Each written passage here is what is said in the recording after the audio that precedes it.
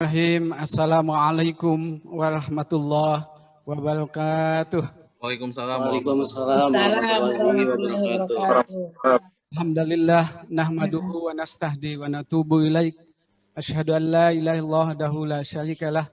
Asyhadu anna Muhammadan abduhu wa rasuluhu la nabiyya ba'dah. Allahumma shalli ala hadzal nabiyil karim. Nabiyina Maulana Muhammadin wa ala alihi washabbihi ajmain amma ba'du. Faqala ta'ala fil Qur'anil Karim wa huwa asdaqul qailin. A'udzu billahi minasyaitonir rajim. Bismillahirrahmanirrahim. Ya ayyuhalladzina amanu taqullaha haqqa tuqatih wa la tamutunna illa wa antum muslimun. Amma ba'du. Kita Ustaz Dr. Aam Amiruddin yang sama-sama kita hormati dan kita muliakan. Sekolah yang kita hormati itu diwakili Bapak Suseno Susman MM dan Bapak Haji Sidik Irawan dan para panitia yang sudah menghantarkan kegiatan ini yang kami hormati serta Bapak Ibu guru sekalian yang berbahagia. Alhamdulillah kita panjatkan puji syukur pada Allah Subhanahu wa taala atas nikmat dan karunia yang Allah berikan kepada kita sekalian sehingga kita bisa hadir dalam kegiatan pada siang hari ini.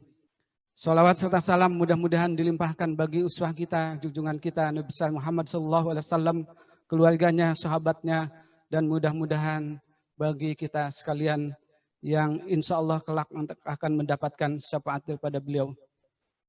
Hadirin sekalian, izinkan dalam kesempatan ini kami menyampaikan susunan acara daripada kegiatan pada siang hari ini, yaitu pelatihan penanganan kasus yang diselenggarakan oleh koordinator atau bidang ketahanan sekolah SMA Islam Al-Azhar 4 Bekasi.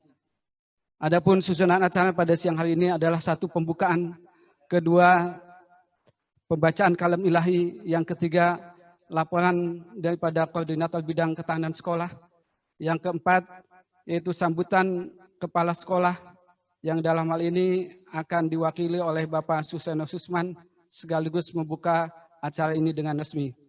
Yang kelima adalah acara inti, yaitu pemberian materi yang akan disampaikan oleh Al-Ustadz daripada Dr. Aam Amiruddin MSI yang terkait dengan materi yaitu bijaksana terhadap penerapan tata tertib sekolah sesuai dengan tuntutan Al-Quran dan Sunnah. Yang selanjutnya barangkali ada sesi tanya jawab, dan yang terakhir adalah penutup yang diakhiri dengan doa. Itulah susunan acara pada siang hari ini. Hadirin sekalian, marilah kita buka acara ini dengan sama-sama kita membaca suratul Fatihah bi barakati Al-Fatihah. أعوذ بالله من الشيطان الرجيم. أعوذ بالله من الشيطان الرجيم. بسم الله الرحمن الرحيم. الحمد لله رب العالمين الرحمن الرحيم مالك يوم الدين إياك نعبد وإياك نستعين اهدنا الصراط المستقيم. Baik, untuk menambahkan keberkahan daripada acara kita siang hari ini, marilah kita dengarkan pembacaan kalam ilahi yang akan disampaikan oleh Bapak Ustadz Junaidi Darussalam. Kepada beliau dipersilahkan.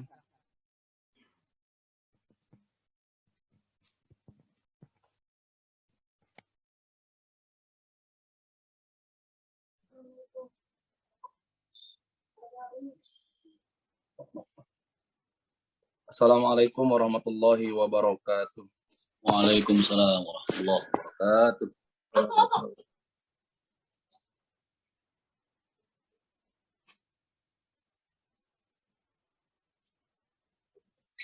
أعوذ بالله من الشيطان الرجيم.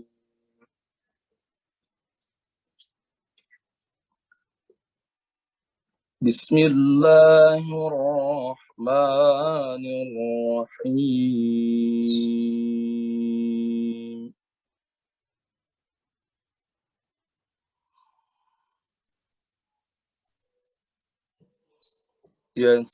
يسألونك عن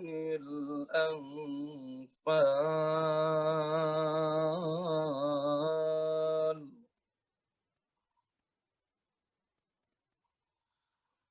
قل الأنفال لله والرسول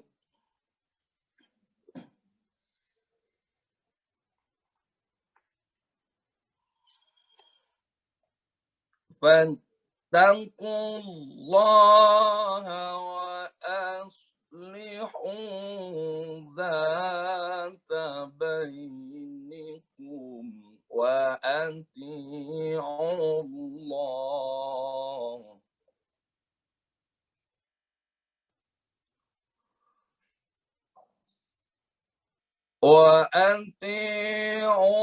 الله ورسوله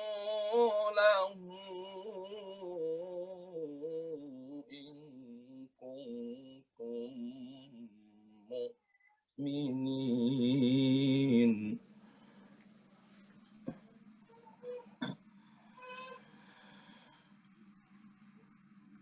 إنما المؤمنون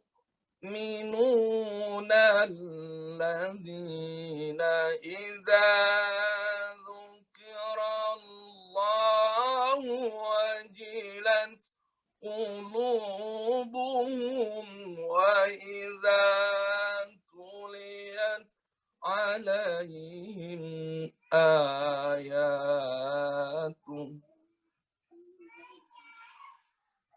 وإذا تليت عليهم آياته زادتهم إيمانا وعلى ربهم يتوكلون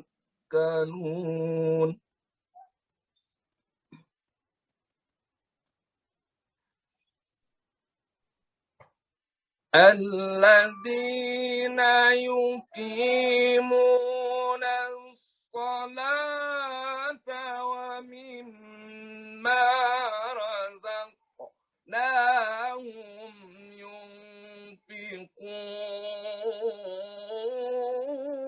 ينفقون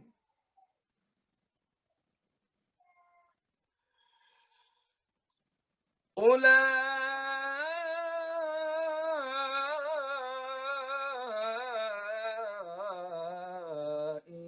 هم المؤمنون حقا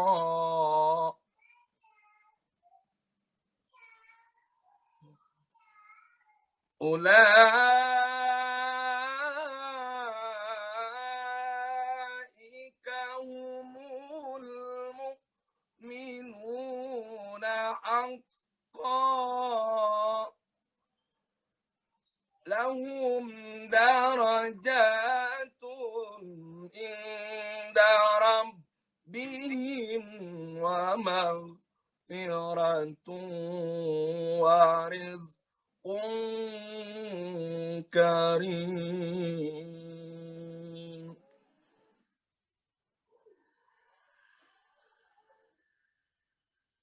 كما أخرجك ربك من بيتك بالحق وإن فريقا من المؤمنين لكارهون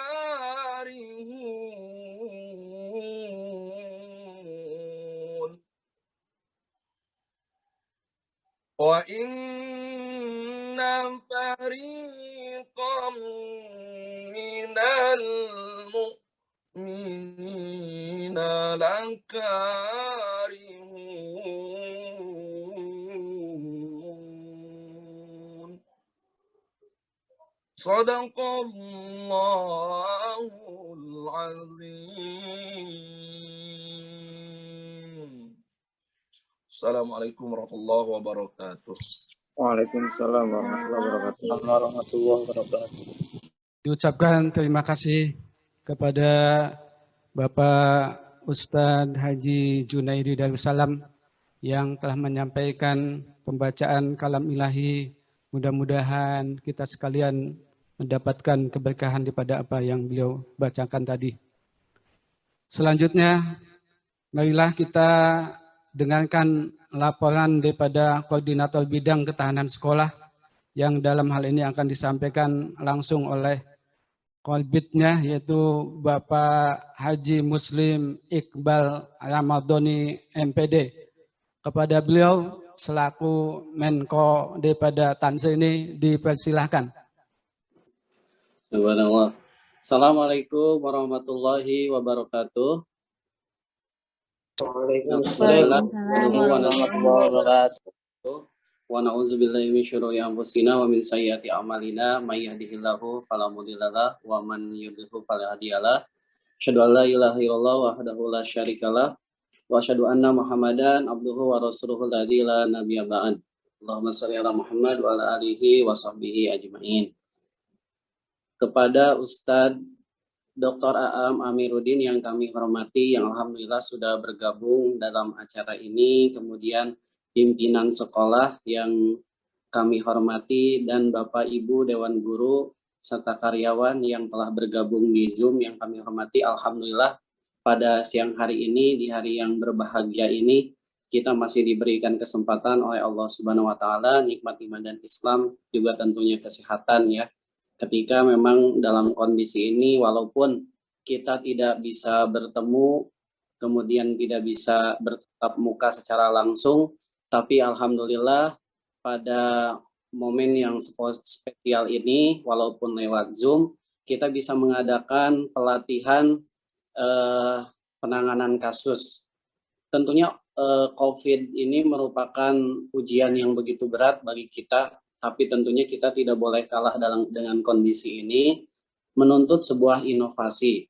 Tapi juga COVID ini merupakan ujian bagi kita untuk penegakan tata tertib di sekolah. Oleh karena itu, Tanse yang merupakan juga bagian dari program sekolah, kita mengadakan bagaimana kita bisa lebih bijaksana dalam menerapkan tatib ini. Tentunya kebijakan atau kebijaksanaan itu landasannya kita ingin sesuai landasan Al-Quran dan hadis. Oleh karena itu, alhamdulillah kami bidang Tanse dan saya mewakili sebagai ketua Korbitnya sangat berterima kasih kepada Al-Ustadz yang pada hari ini bisa berkenan untuk memberikan pencerahan bagi kita bagaimana cara kita dalam menegakkan tata tertib sesuai Al-Quran dan hadis. Tentunya mudah-mudahan nanti juga kami harap dari Bapak dan Ibu untuk berperan aktif, misalkan bertanya lain sebagainya, silahkan. Ini kesempatan yang sangat baik bagi kita untuk menggali ilmu Allah yang mungkin lewat Al-Ustadz nanti kita bisa mendapatkannya. Demikian juga kami ucapkan terima kasih kepada pihak sekolah, pimpinan yang telah menyetujui atau memfasilitasi bisa terjadinya acara ini. Juga tidak lupa bagi teman-teman Tanse dan panitia, khususnya ketuanya juga Pak Wahyu yang alhamdulillah sudah bisa menyelenggarakan acara ini dengan begitu sangat baik, dengan persiapan yang matang. Mudah-mudahan bisa lancar sampai akhir acara ini, tidak terkendala apapun, dan kita setelah selesai acara ini bisa mendapatkan sesuatu yang berharga untuk bekal kita dalam mendidik anak-anak kita di sekolah. Itu mungkin yang bisa saya sampaikan. Mohon maaf jika ada salah kata. Wassalamualaikum warahmatullahi wabarakatuh. Waalaikumsalam warahmatullahi wabarakatuh. Waalaikumsalam warahmatullahi wabarakatuh. Terima kasih Pak Menko Tanse yang telah menyampaikan sambutannya. Selanjutnya mari kita simak sambutan daripada Presiden SMA 4 Al-Azhar. Namun Bapak Presidennya sedang berhalangan melawat ke luar negeri. Yang mewakili adalah wakil daripada Presiden SMA Al-Azhar 4, yaitu Bapak Haji Suseno Susman MM, yang kita doakan mudah-mudahan segera bisa menjadi Presiden di SMA Al-Azhar 4 ini. Amin ya rabbal alamin. Kepada beliau kami persilahkan. Bulan saya kasih duku nih.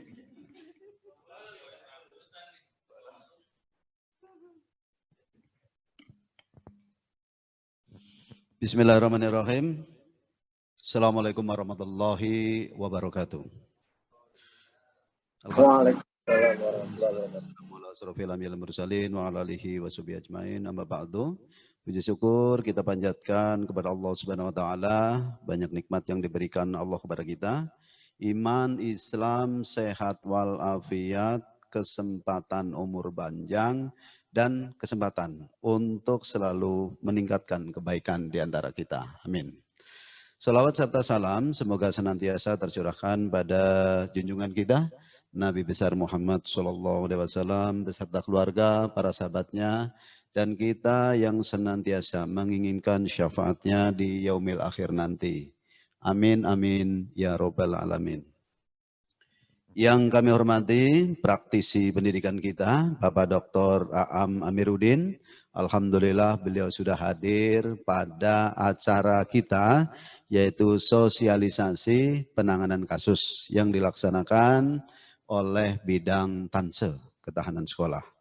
Yang kami hormati Bapak Ngadiman, Bapak Sidik Irawan selaku pimpinan sekolah, wabil khusus kepada panitia dan Bapak Ibu guru yang alhamdulillah sudah aktif ya dari tadi bergabung untuk mengikuti acara ini dengan penuh antusias, insya Allah.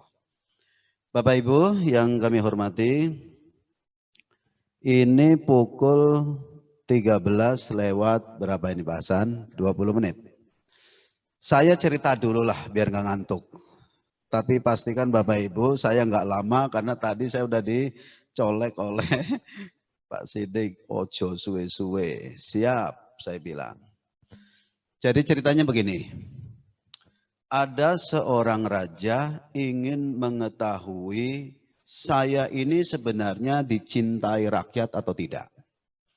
Saya ingin mengetahui rakyat saya itu taat pada aturan yang sudah saya berikan atau tidak.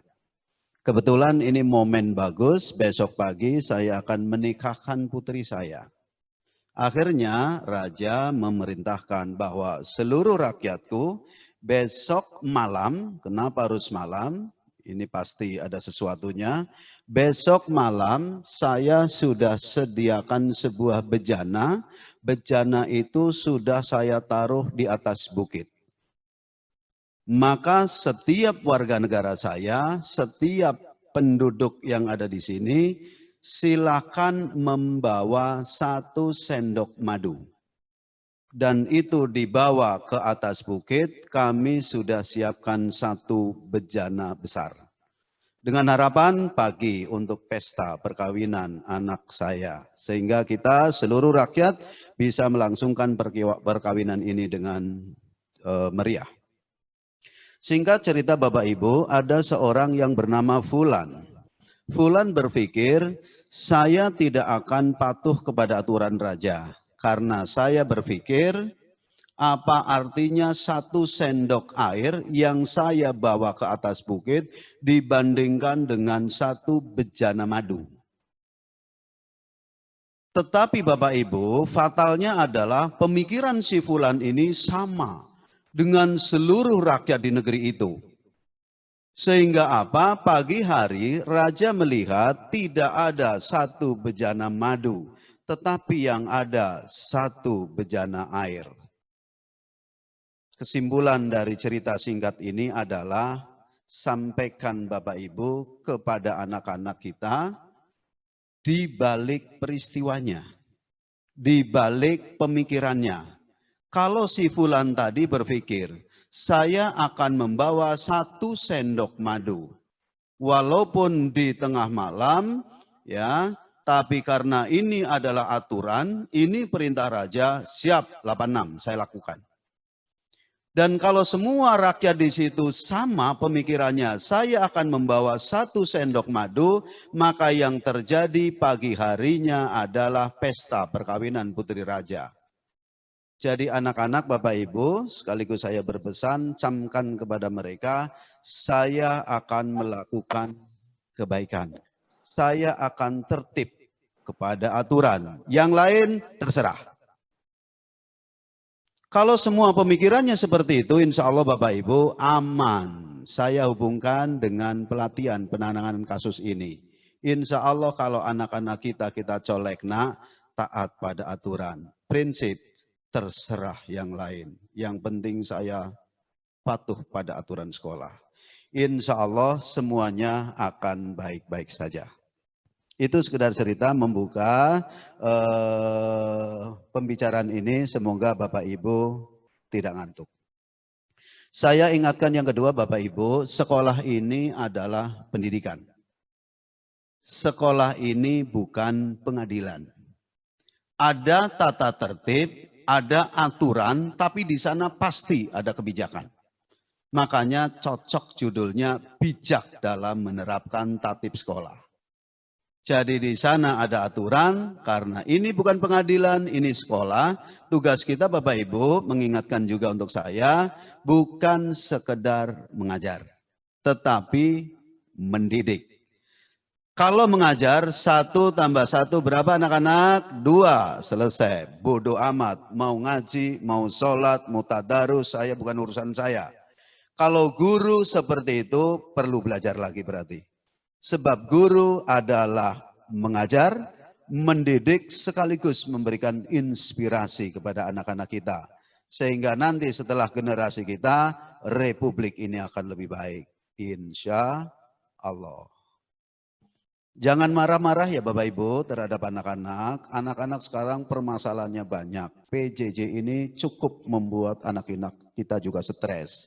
Jadi nggak usah marah-marah, bijak, mendidik, mengajar dengan hati. Insya Allah semuanya akan baik-baik saja. Dan insya Allah guru-guru SMA Islam Al-Azhar 4 sudah terlatih. Karena Ustaz, laporan sedikit, pagi hari kami selalu buka dengan tadarus.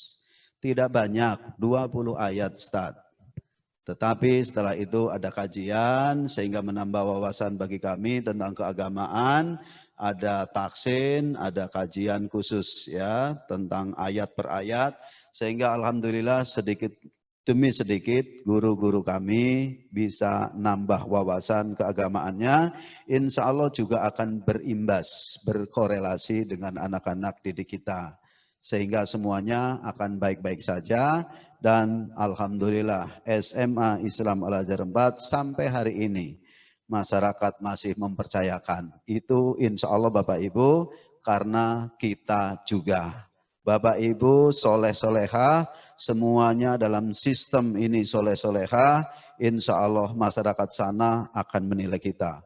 Kita nggak usah bikin spanduk, masukkan Bapak Ibu, putra-putri ke sekolah kami. Nggak perlu.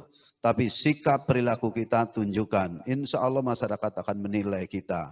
Bagaimana SMA Islam Al-Azhar 4 tentang guru-gurunya. Bapak Ibu yang kami hormati, sudah ada yang mengkerdipin saya, nun jauh di sana. Jadi saya juga harus sadar bahwa saya tidak akan banyak untuk menyampaikan. Tidak banyak untuk menyampaikan ya sekedar sambutan dari kami. Mohon maaf Bapak Kepala Sekolah, Pak Ngadiman MPD, beliau berlengan hadir karena beliau sedang rakornas insya Allah hari Senin sampai hari Rabu. Dan semoga semuanya akan menjadi baik untuk kita semuanya, kebijakan-kebijakan yang dibawa insya Allah kebaikan kita semuanya. Dengan mengucapkan Bismillahirrahmanirrahim, Bapak Ibu, kita buka acara pelatihan penanganan kasus dari bidang tanse ketahanan sekolah SMA Islam Al-Azhar 4 Bekasi, tahun pelajaran 2020-2021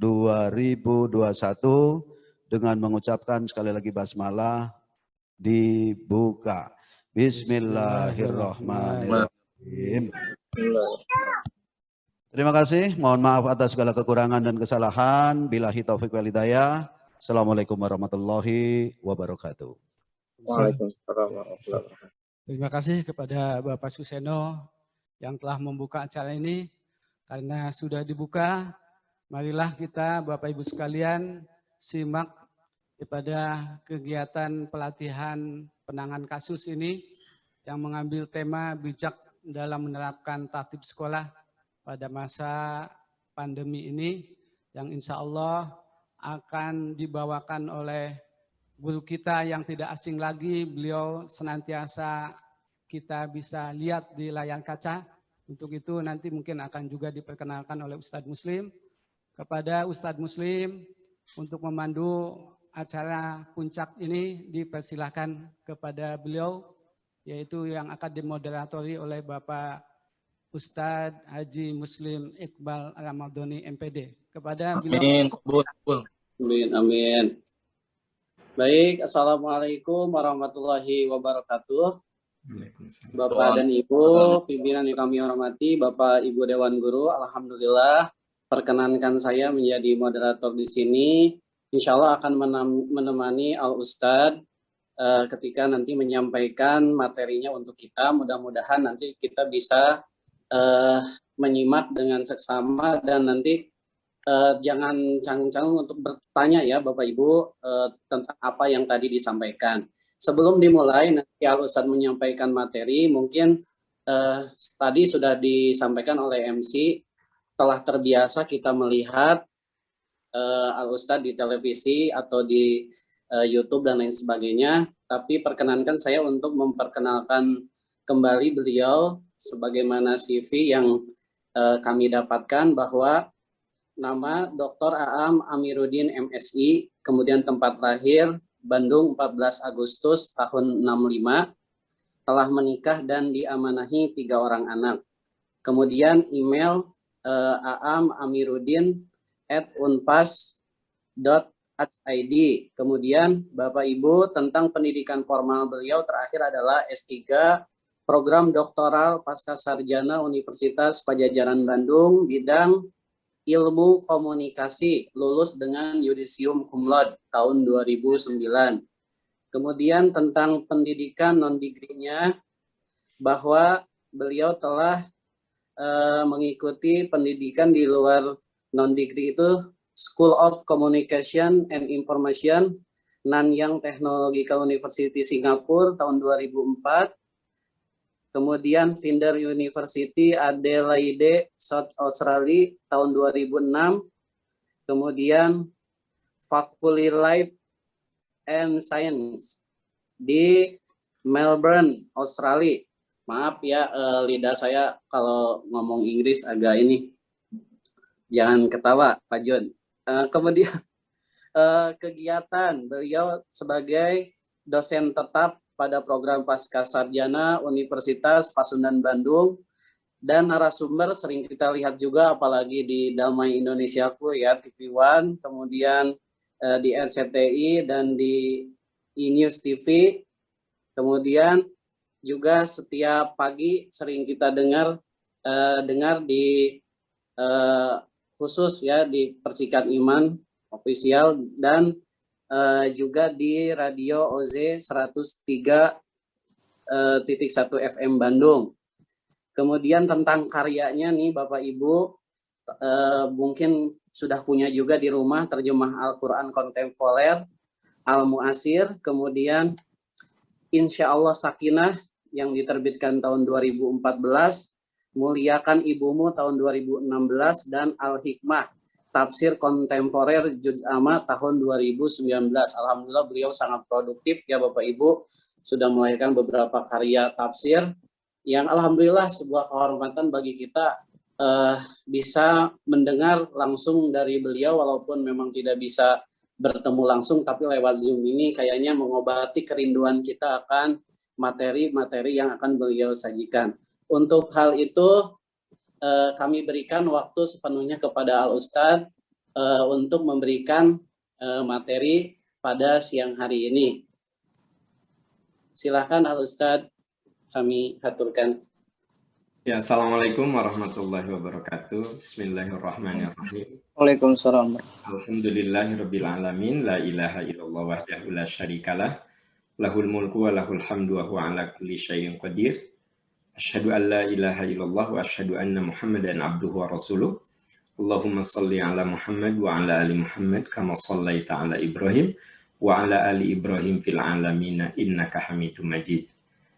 Yang saya hormati para dewan guru, para asatizah, yang saya cintai seluruh mujahid pendidikan yang hadir pada kesempatan ini. Bapak Ibu sahabat-sahabat tercinta, apabila ada satu acara dan di situ melibatkan guru, saya seringkali memprioritaskan acara itu. Kenapa? Karena masa depan anak-anak kita itu di tangan Bapak Ibu sekalian. Saya suka menyebutnya Bapak Ibu sebagai mujahid pendidikan. Indonesia ini nonsen, nggak ada apa-apanya kalau tidak ada guru. Jadi sebenarnya guru itu ujung tombak kemajuan suatu bangsa. Apabila suatu bangsa ingin maju, ya tentu support dari pemerintah terhadap guru dan pendidikan itu harus nomor satu. Nah, saudara-saudaraku tercinta, sahabat-sahabat sekalian, kalau kita bicara tentang pendidik, tentang guru, ya pasti sahabat-sahabat tercinta mengenal tokoh pendidikan di dalam Al-Quran. Ada siapa saja yang eksplisit di dalam Al-Quran? Yang sering Luqmanul Hakim. Ya. Nah, syarat seorang pendidik itu dijelaskan dalam surat Luqman. Apa? Ayat 12. Walaqad ataina Luqmanal hikmah. Ini keywordnya. Di seorang pendidik itu punya hikmah. Nabi Ibrahim juga ditampilkan sebagai pendidik. Ya. Apa doa Nabi Ibrahim dalam surat Asy-Syu'ara ayat 83? Robbi habli hukman. Hikmah. Ya Allah beri saya hikmah. Kami berikan kepada Luqman itu hikmah. Di ayat lain, wa may yu'tal hikmah faqad utiya khairan katsira. Siapa yang diberi hikmah? Jadi kunci jadi pendidik itu harus punya hikmah. Apa itu hikmah? Nah, hikmah itu kalau kita baca buku-buku tafsir punya beberapa makna. Pertama, hikmah itu ilmu yang mendalam. Jadi guru itu kudu jadi pembelajar. Karena kita akan memberi. Kalau memberi ya tentu kita harus punya sesuatu. Dan sahabat guru tahu sendiri kan. Air yang ada dalam kedalaman itu jernih. Makanya ilmu kita kudu mendalam. Dalam. Kalau ilmu kita dangkal, keruh kan. Kalau kolam itu keruh. Danau itu keruh. Tapi kalau air sumur, dalam, jernih di situ. Makanya hikmah itu ilmu yang mendalam. Jadi kita, kalau memposisikan diri sebagai guru, syaratnya adalah kita kudu menjadi pembelajar. Every day, belajar. Apalagi ilmu itu kan, dia tidak stuck. Dia tumbuh. Dan dia bersifat kumulatif. Nah, saya belum masuk ke materi ini pengantar aja, ngobrol-ngobrol dulu Pak Ustadz Muslim, ini ngobrol-ngobrol dulu. Jadi, pemanasan dulu lah, bahwa kalau kita jadi guru, harus syaratnya hikmah. Ya. Walaqad ataina Luqmanal hikmah. Hikmah itu. Hikmah itu apa? Ilmu yang dalam. Terus. Yang kedua apa? Dalam tafsir Ibnu Katsir, hikmah al-ilmul ba'itsu ilal amal. Ilmu itu harus diamalkan, dipraktekkan. Nah, ini guru. Jadi guru mah ilmunya harus mendalam. Terus kudu jago mengamalkan. Alias dia kudu jadi teladan kan gitu. Jadi guru antara ilmunya A, kelakuannya B, ya kan? Gitu. Ngomong sama murid, makan sambil duduk, kok gurunya makan jagung sambil jalan, kan gitu. Ngomong sama murid, minum kudu duduk, ini minum sambil jalan gurunya. Ini nggak nyambung. Dia nggak punya hikmah. Guru seperti itu nggak punya hikmah. Jadi hikmah itu al-ilmul ba'itsu ilal amal. Jadi satu, ilmu kita kudu mendalam. Ini kalau kita memposisikan diri sebagai berprofesi sebagai guru gitu, ya, mendalam. Jadi yang kedua apa? Kudu diamalkan. Yang ketiga adalah merujuk kepada Ayat lain, ud'u ila sabili rabbika bil hikmah. Nah, hikmah itu artinya, bisa dilihat di dalam buku-buku tafsir, di situ adalah kemampuan menyampaikan pesan secara bijak. Nah, tadi memang ini lebih ke pelatihan apa sih? Bijak dalam menerapkan. Nah, sama saya agak sedikit diubah judulnya ya. Kalau ini mah kan teknis banget ya, itu mah bahasa ini Bahasa pelatihan. bahasa pelatihan. Saya ingin bicaranya dari sisi ini aja ya. Biar pelatihan mah saya serahkan pada yang pakar-pakarnya gitu. Menjadi guru yang bijak, perspektif Quran dan Sunnah. Ingat, saya ambil kata hikmah, menjadi guru yang penuh hikmah. Nah, karena sudah dijelaskan, bijaknya ganti dengan hikmah. Menjadi guru yang penuh hikmah. Apa hikmah? Ilmunya mendalam, ilmunya diamalkan, terus dalam penyampaiannya juga dia sangat melihat kemampuan muridnya. Nah, Bapak Ibu sahabat-sahabat tercinta, kita sebagai guru kenapa harus punya hikmah? Karena kita ini melihat manusia harus secara utuh. 3 unsur fundamental yang ada pada manusia, unsur jasad, ya. Jadi Bapak Ibu, kita sebagai guru itu pikirin jasad murid, kemampuan fisik murid. Ya. Yang kedua adalah memperhatikan intelektual murid. Yang ketiga, kolbu. Bagaimana kualitas spiritual dan emosional murid-murid kita. Nah, jadi kalau kita jadi guru, 3 hal ini harus terintegrasi. Nggak bisa terpisah-pisah begitu. Nah, ayat yang bicara tentang jasad banyak sekali, tapi saya kutip aja satu. Ya ayyuhal insan, ma gharraka bi rabbikal karim. Wahai manusia, apa yang menyebabkan kamu durhaka kepada Tuhanmu? Alladzi khalaqaka. Tuhan yang menciptakanmu, fasawwaka, menyusunmu, memberikan keseimbangan fi ayyu suratim masya'a rakabak. Dan Tuhan berkuasa menyusun bentuk dan rupa kamu. Jadi saudara-saudaraku tercinta, jangan lupa jadi itu memperhatikan fisik, termasuk penampilan kita, ya. Jangan sampai kata orang Sunda nih, guru teh kucel kumel beungeut seseuheun, ya kan gitu. Nggak tahu orang Bekasi nggak kucel kumel beungeut seseuheun. Jadi fisik itu penting, kita rapi, ya kan. Bila perlu pakai parfum, bapak-bapak kalau ngajar teh harum, bukan bau ketek, ngajar teh harum, kan enak. Anda tahu kan, Nabi itu pendidik yang hebat, apa katanya? Kalau kamu melihat Nabi, apa yang pertama kali kesan, first impression itu apa? Nabi seorang yang sangat bersih. Nabi kalau senyum giginya bersih, kukunya bersih, ya.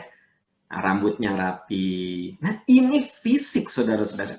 Karena murid kita yang pertama kali dia lihat tuh fisik kita, first impression, gitu. Kalau saya pernah diskusi, diminta jadi pembicara, Pak Am, kalau syarat guru bahasa harus bagaimana? Harus cantik, saya bilang. Harus cantik, harus ramah, itu guru bahasa. Harus ganteng, anak-anak teh seneng gitu.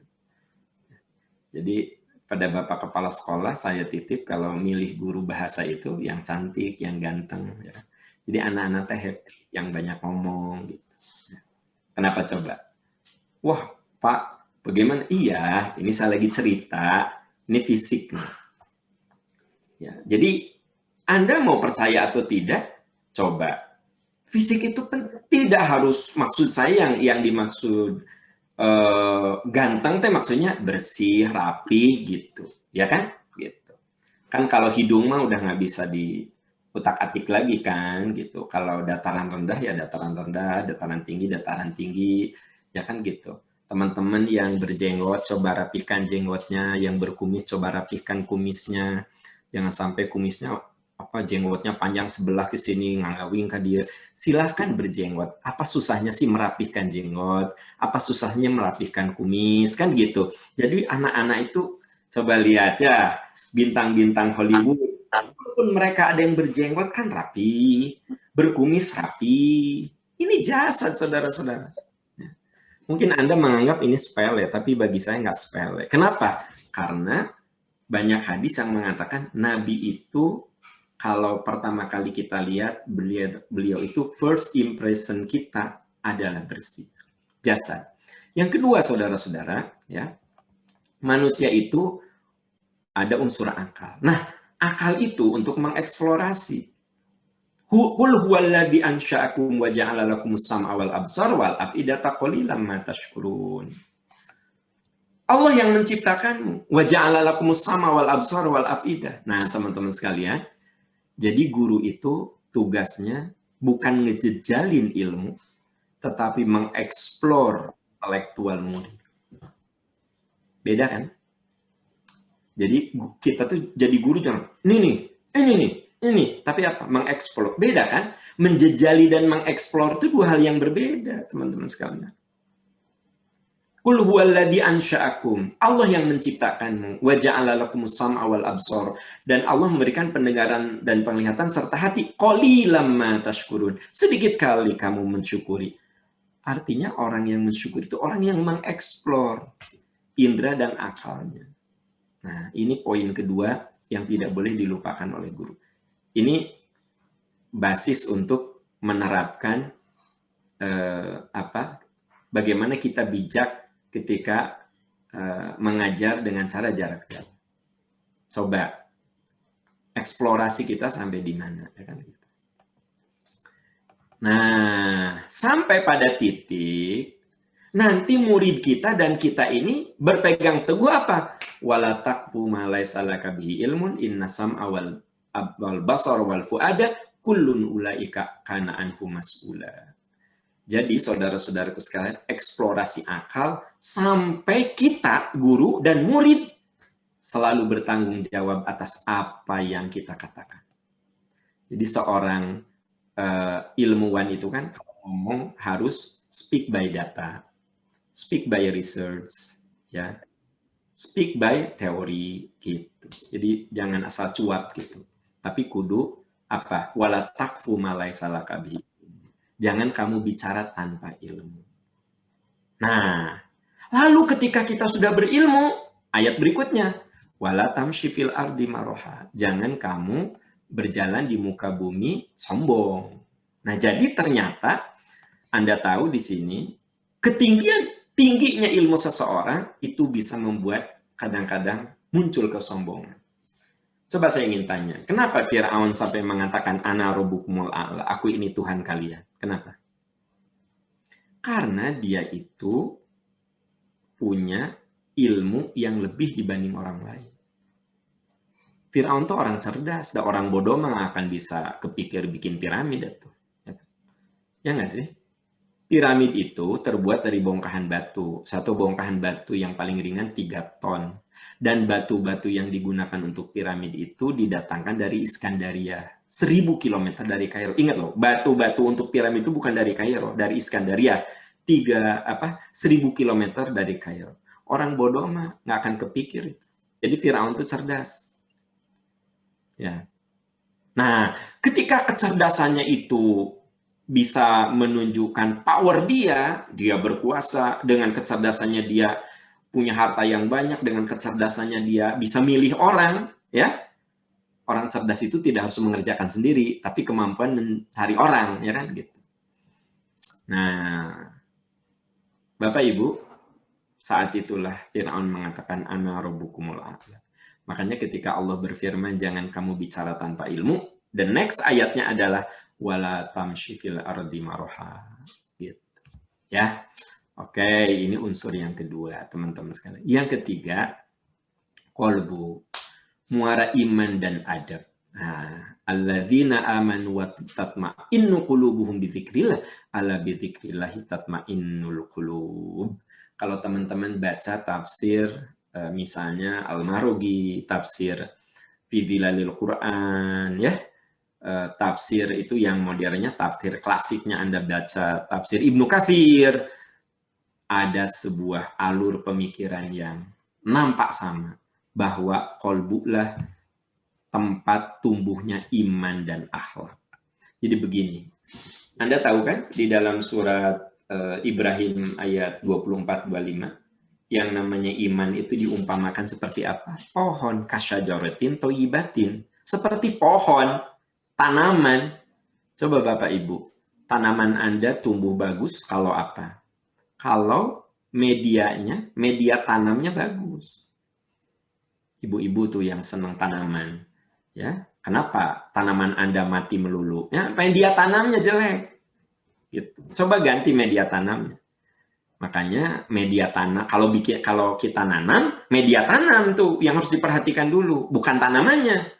Tanaman beli yang mahal, kalau media tanamnya jelek mati itu. Kalau Bapak Ibu senang ikan koi misalnya. Anda tahu nggak ikan koi itu yang harus diperhatikan? Bukan beli ikan dulu. Anda punya kolam yang layak untuk ikan koi? Tidak. Kalau itu sudah bagus, baru beli ikan koi. Ini orang beli ikan koi, mati lagi. Kenapa? Karena medianya itu yang keliru. Nah, saudara-saudaraku tercinta, ya, ternyata iman dan akhlak itu tumbuh dari kolbu. Nah, kebayang nggak tugas Bapak Ibu sebagai guru kayak apa? Kebayang nggak sih? Harus bisa mengintegrasikan 3 kekuatan.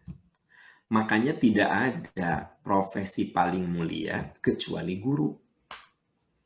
Kecuali dosen. Itu paling mulia. Gitu.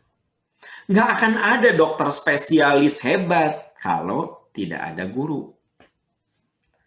Tidak akan ada politikus hebat kalau dia tidak ada guru. Gitu. Jadi saya suka menyebut Bapak Ibu ini sebagai mujahid. Karena dari tangan Anda lah nanti akan lahir manusia-manusia hebat. Akan lahir manusia-manusia yang bisa membangun peradaban.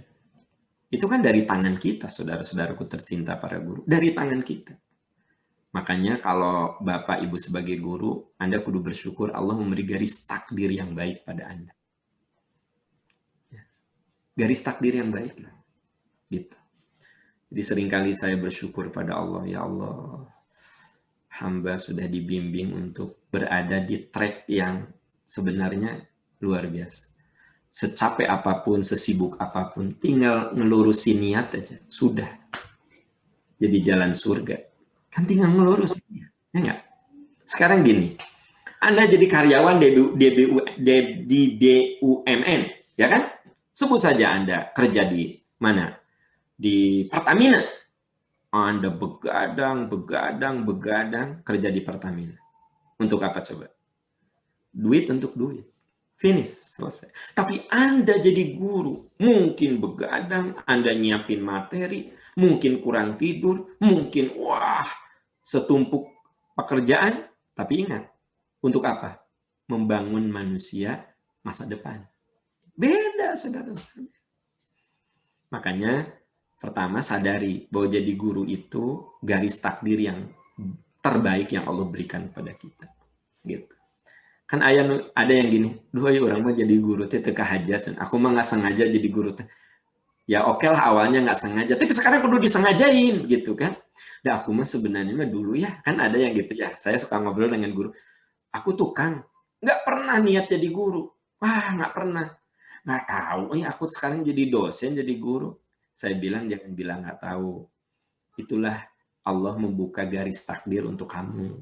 Jangan, aku tuh nggak ngerti ya. Kok bisa ya aku jadi guru? Nah, bukan bilang kok nggak ngerti. Ya itulah garis takdir yang Allah buka untuk kita. Gitu teman-teman sekalian ya. Nah jadi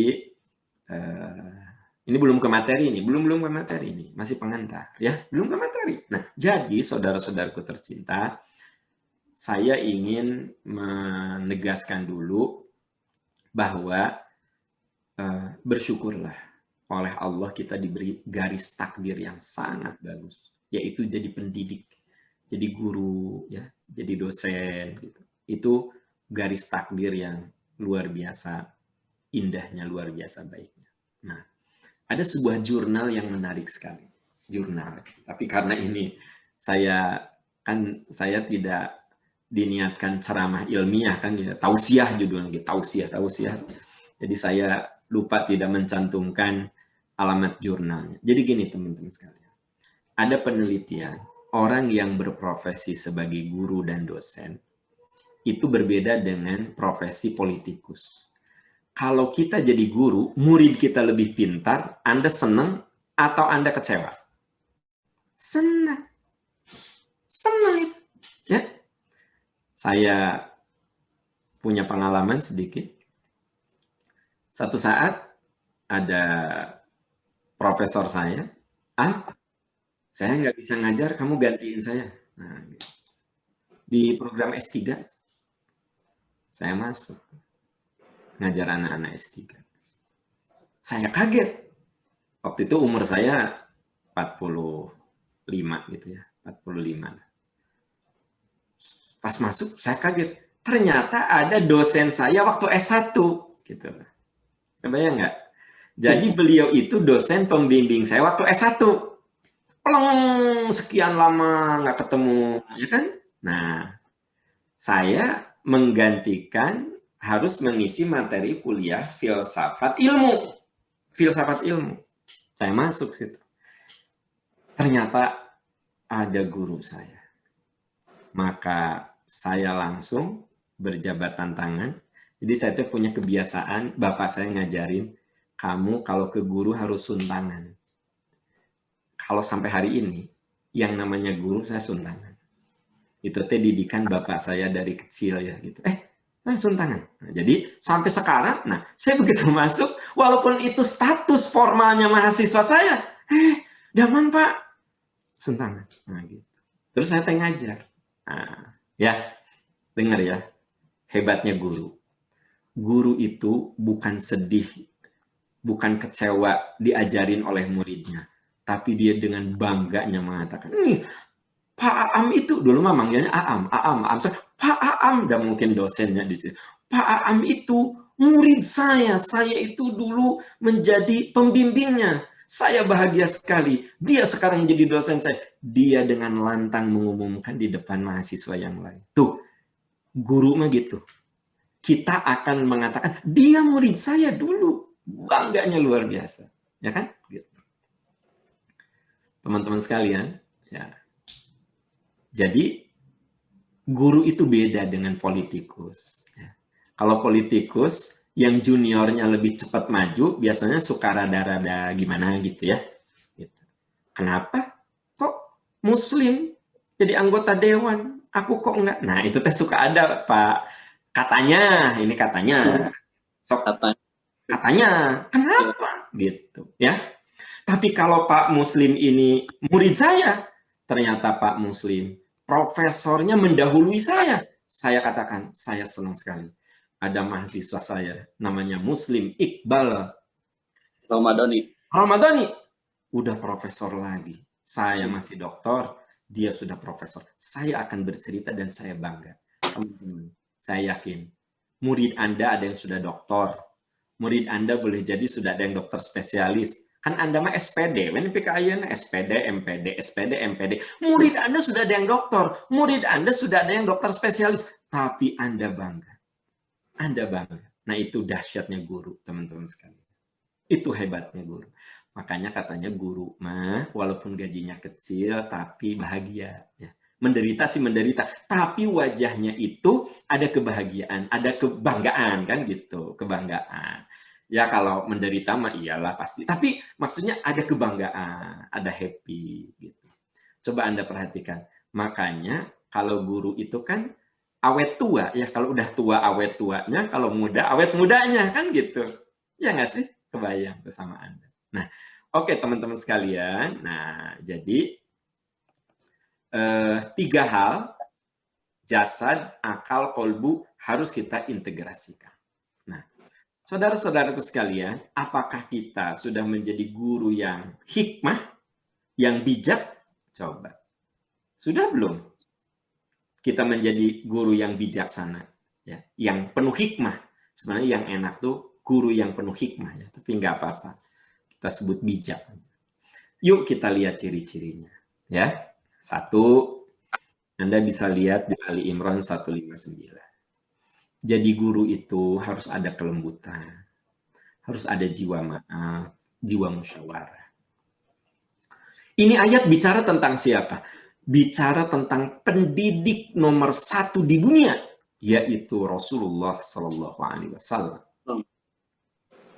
Fabima rahmatim minallahi lintalahum. Karena rahmat Allah kamu lembut. Kalau jadi guru tuh jangan kasar, tutur kata jangan kasar, harus penuh kelembutan. Walau kunta faddan ghalidha lan faddu min hawlika. Kalau kamu kasar jadi guru, mereka jauh darimu. Nabi Shallallahu Alaihi Wasallam itu guru yang terhebat di muka bumi ini. Beliau itu dipuji oleh Allah. Fabima rahmatim minallahi lintalahu. Lembut. Ya. Bisa nggak sih kita penuh kelembutan? Ya gitu. Maaf, lembut itu bedakan dengan permisif ya. Anda kudu bedakan. Ya, jadi gini, guru itu image lembut, tapi bukan permisif. Kalau permisif itu kan serba boleh. Masa guru serba boleh? Ya? Pak Guru, aku nggak ngerjain tugas nggak apa-apa. Ya. Pak Guru, hafalannya aku belum hafal nggak apa-apa. Nah, Anda salah memahami ayat. Katanya Quran juga bilang kudu lembut, ya kan gitu. Ya, Bu Guru, ya aku tidak mengerjakan bab 3, nggak apa-apa.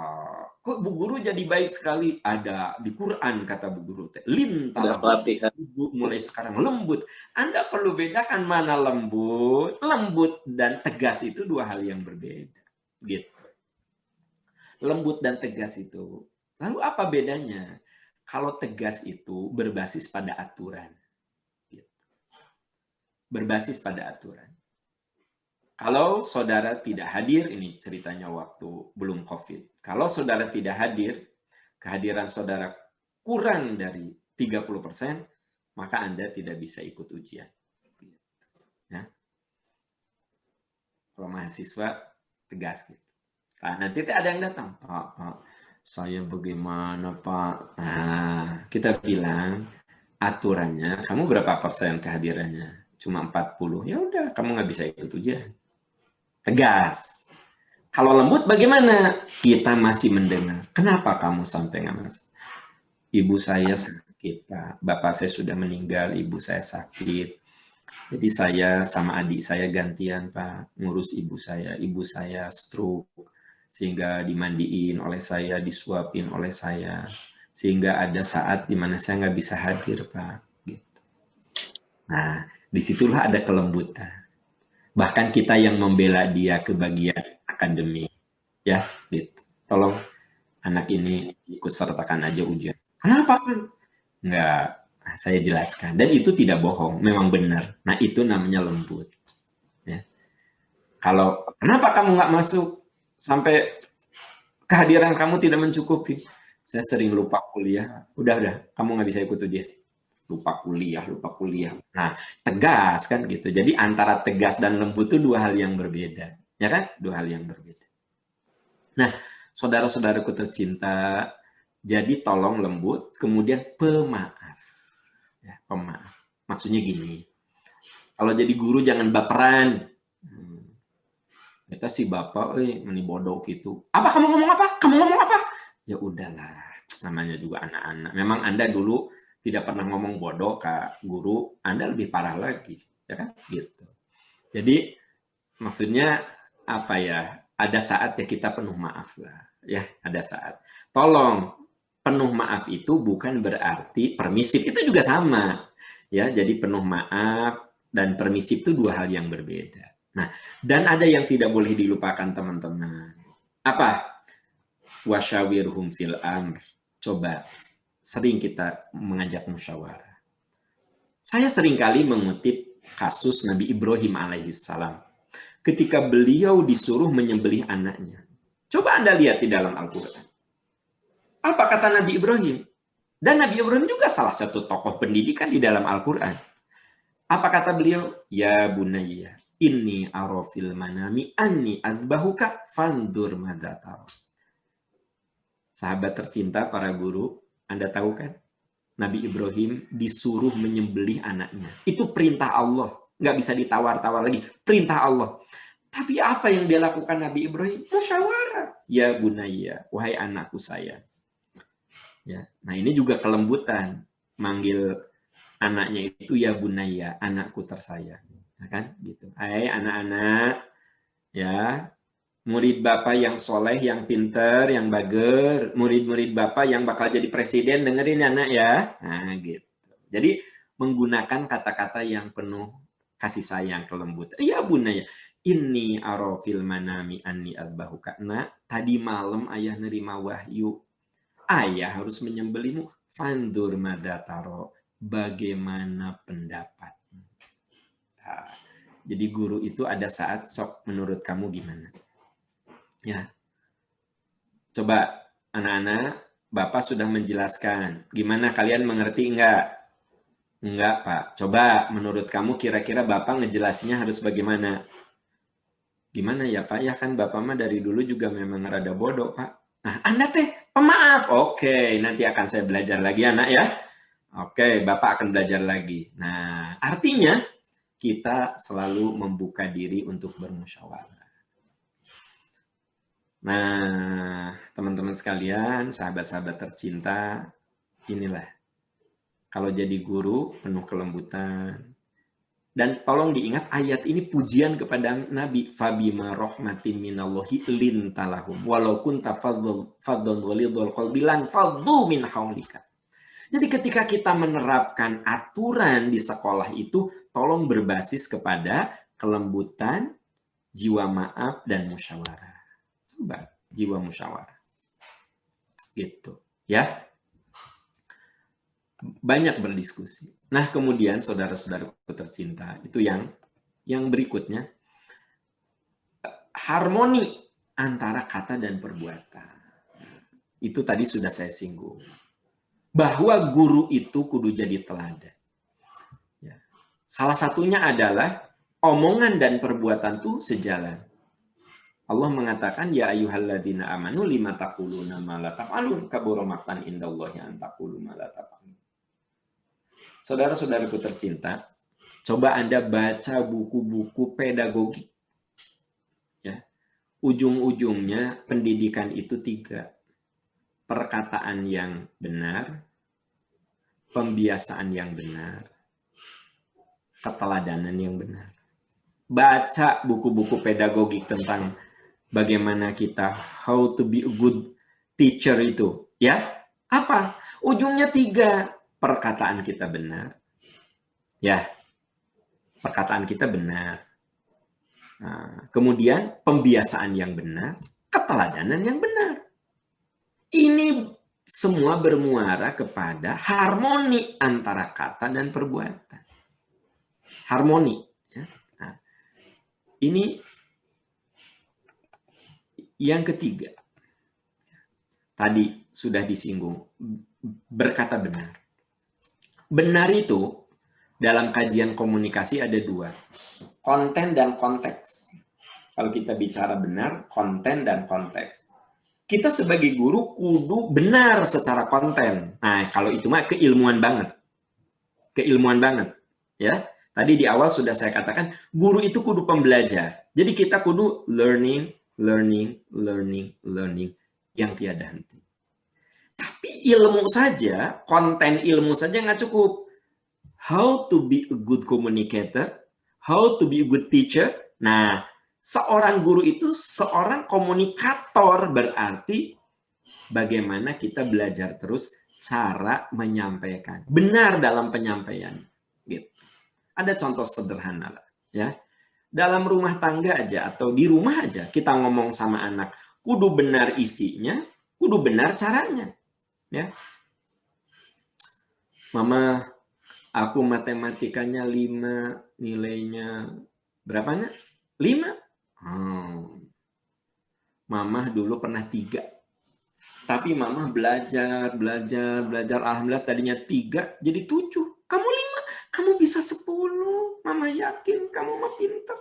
Lebih pintar dari Mama. Nah, itu namanya benar secara konteks. Ya. Dan konten. Kan ada orang tua yang ini, Mama, aku matematika 5. Bodoh, kamu juga bapak kamu tuh. Bapak kamu juga bodoh sama matematikanya. Kamu mah nggak ada turunan matematik. Ya, gitu. Bodoh. Gitu. Ya, kamu mah matematika mal bisa, nggak akan bisa. Gitu. Nah, berarti apa? Konteks caranya yang salah. Ya, gitu. Oke, teman-teman sekalian. Terus, nah ini menjaga perasaan. Wa idhum wa kullahum fi anfusihim qaulan baligha. Jadi kita ini jadi guru kudu menjaga perasaan. Teman-teman sekalian, tidak sedikit anak yang menjadi mentalnya jatuh karena harga diri dan perasaannya rusak. Ya. Itu harus hati-hati. Harus hati-hati. Saya kasih contoh deh,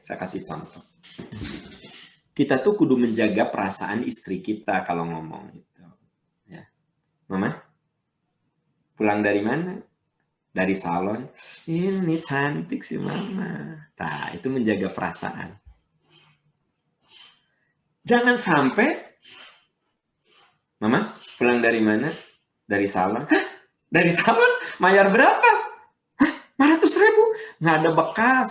Demi Allah, nggak ada bekas sama aja kata ayahnya. Ngarep kulehe Mama teh. Walaupun benar ya, please deh, jangan begitu. Gitu ya. Jadi guru itu kan kudu apa ya?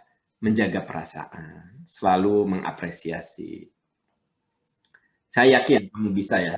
Nah, gitu. Terus yang dekat dengan menjaga perasaan adalah menjaga kehormatan. Makanya kita kan kebayang nggak perasaan dan kehormatan itu berdekatan. Saya kasih contoh ya. Kebayang nggak apa kehormatan istri kita kalau kita komunikasinya salah? Mama, olahraga biar sehat. Sehat. Apalagi musim pandemi. Di rumah memang senam. Sehat. Anda menjaga kehormatan istri Anda. Nah, yang tidak menjaga kehormatan begini, Mama, olahraga, badan kayak timbal gitu, lihat tuh tetangga badannya, bodinya kayak buras gitu, pengker Mama, kenceng ya kan, nggak tahu orang anak, ya tuh Tangerang ya Pak ya, Pak Muslim. Bekasi, paham? Bekasi kan ada orang Sundanya juga kan, Jawa Barat, Bekasi. Ya, Anda jangan bilang Bekasi Jakarta, Jawa Barat saudara Anda. Nah, Jawa Barat, Bekasi. Suka ada yang suka melakukan kebohongan publik di mana di Jakarta. Ada KTP Bekasi bilang Bekasi mah Jawa Barat. Balik ke yang tadi. Kebayang nggak Anda ngomong gini, Mama olahraga dan ibadah gitu kayak mal. Coba tuh lihat tetangga tuh, bodinya bagus gitu ya. Dipegang tuh kayaknya pengker, kenceng, beda dong Mama. Udah gitu tuh si istri tadi gini tuh, ini mah kayak timbal lembek begini. Itu namanya Anda tidak menjaga kehormatan. Ya. Kan ada guru nukia, murid Anda teh anaknya orang yang terkenal ilmunya. Jadi si bapak dia itu profesor yang selalu jadi narasumber di televisi. Kadang guru ada yang ngomong gini, loh, kamu kok nggak bisa? Bapak kamu tuh sering di televisi. Suka ada loh guru yang gitu. Bukan di sini, di Afrika. Di sini mah. Jadi kita suka membandingkan anak murid kita dengan bapaknya. Loh, masa kamu biologi nilainya segini? Bapak kamu kan dokter ya? Udah gitu dosen UI kan, bapak kamu kan? Iya Pak. Masa malu dong, bapak kamu itu profesor di bidang kedokteran, pasti biologinya jago. Masa kamu nggak bisa? Nah, Anda tidak menjaga kehormatan murid Anda. Ya, anak dan orang tua itu dua hal yang berbeda. Gitu. Berbeda. Jangan suka menghubung-hubungkan gitu. Ayo coba hafalannya. Baca. Anak teh. Wadduha wal laili idza saja. Idza saja. Ya Allah, kamu teh anak ustad, masa anak ustad nggak bisa?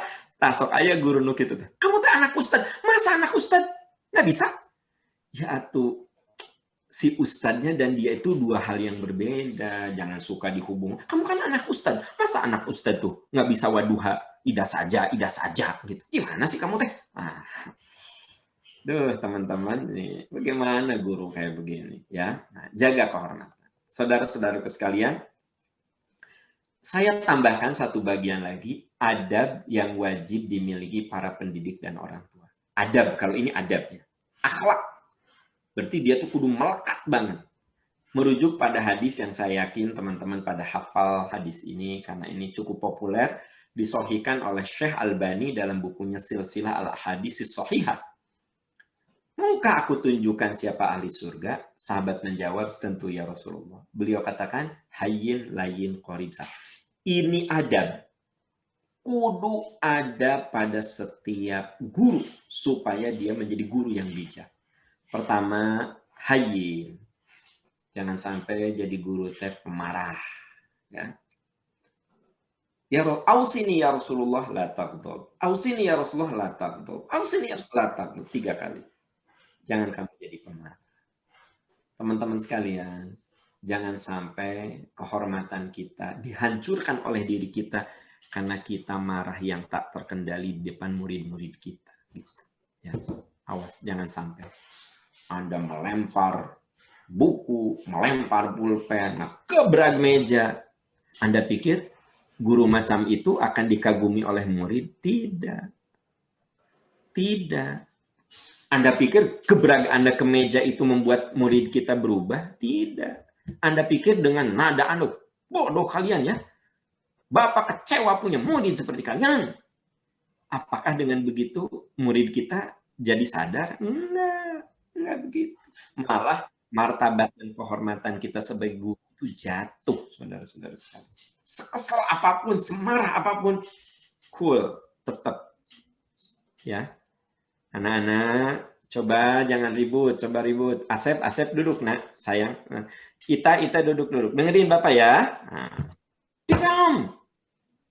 Wow, kan gitu. Nah, kalau begitu nanti Anda besok lusa volumenya dinaikin lagi. Nah, gawat gitu. Ya. Yuk kita jaga kehormatan kita sebagai guru, jangan suka menunjukkan emosi di depan murid gitu loh. Ya.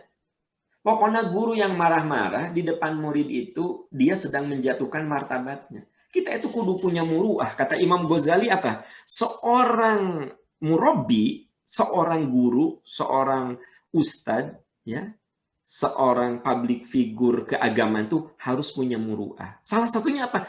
Jangan menampakkan kemarahan yang eksplisit, yang gitu ya.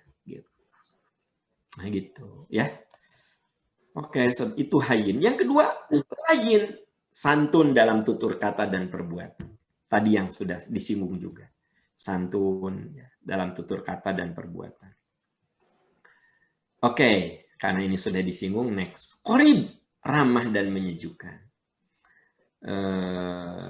Nabi mengatakan bahwa apa? Tabassumu kali akhi kasod. La tahkiranna minal ma'rufi syai'an. Kamu jangan remehkan kebaikan. Walau antal ko akhaka biwajhin talq. Walaupun hanya memberikan keramahan. Jadi guru teh masuk ke kelas. Assalamualaikum. Gimana anak-anakku sayang? Sehat semuanya? Agus, kamu kelihatan gembira sekali. Bisa berbagi dengan Bapak? Ya. Ita, ayo senyum Ita. Mari kita mulai dengan senyum. Nah, senyum. Nah, gitu. Jadi gue masuk, cemerut aja. Kemarin halaman berapa? Hah? Halaman berapa? Bab berapa? Agus, bab berapa? Lupa. Masa kamu lupa?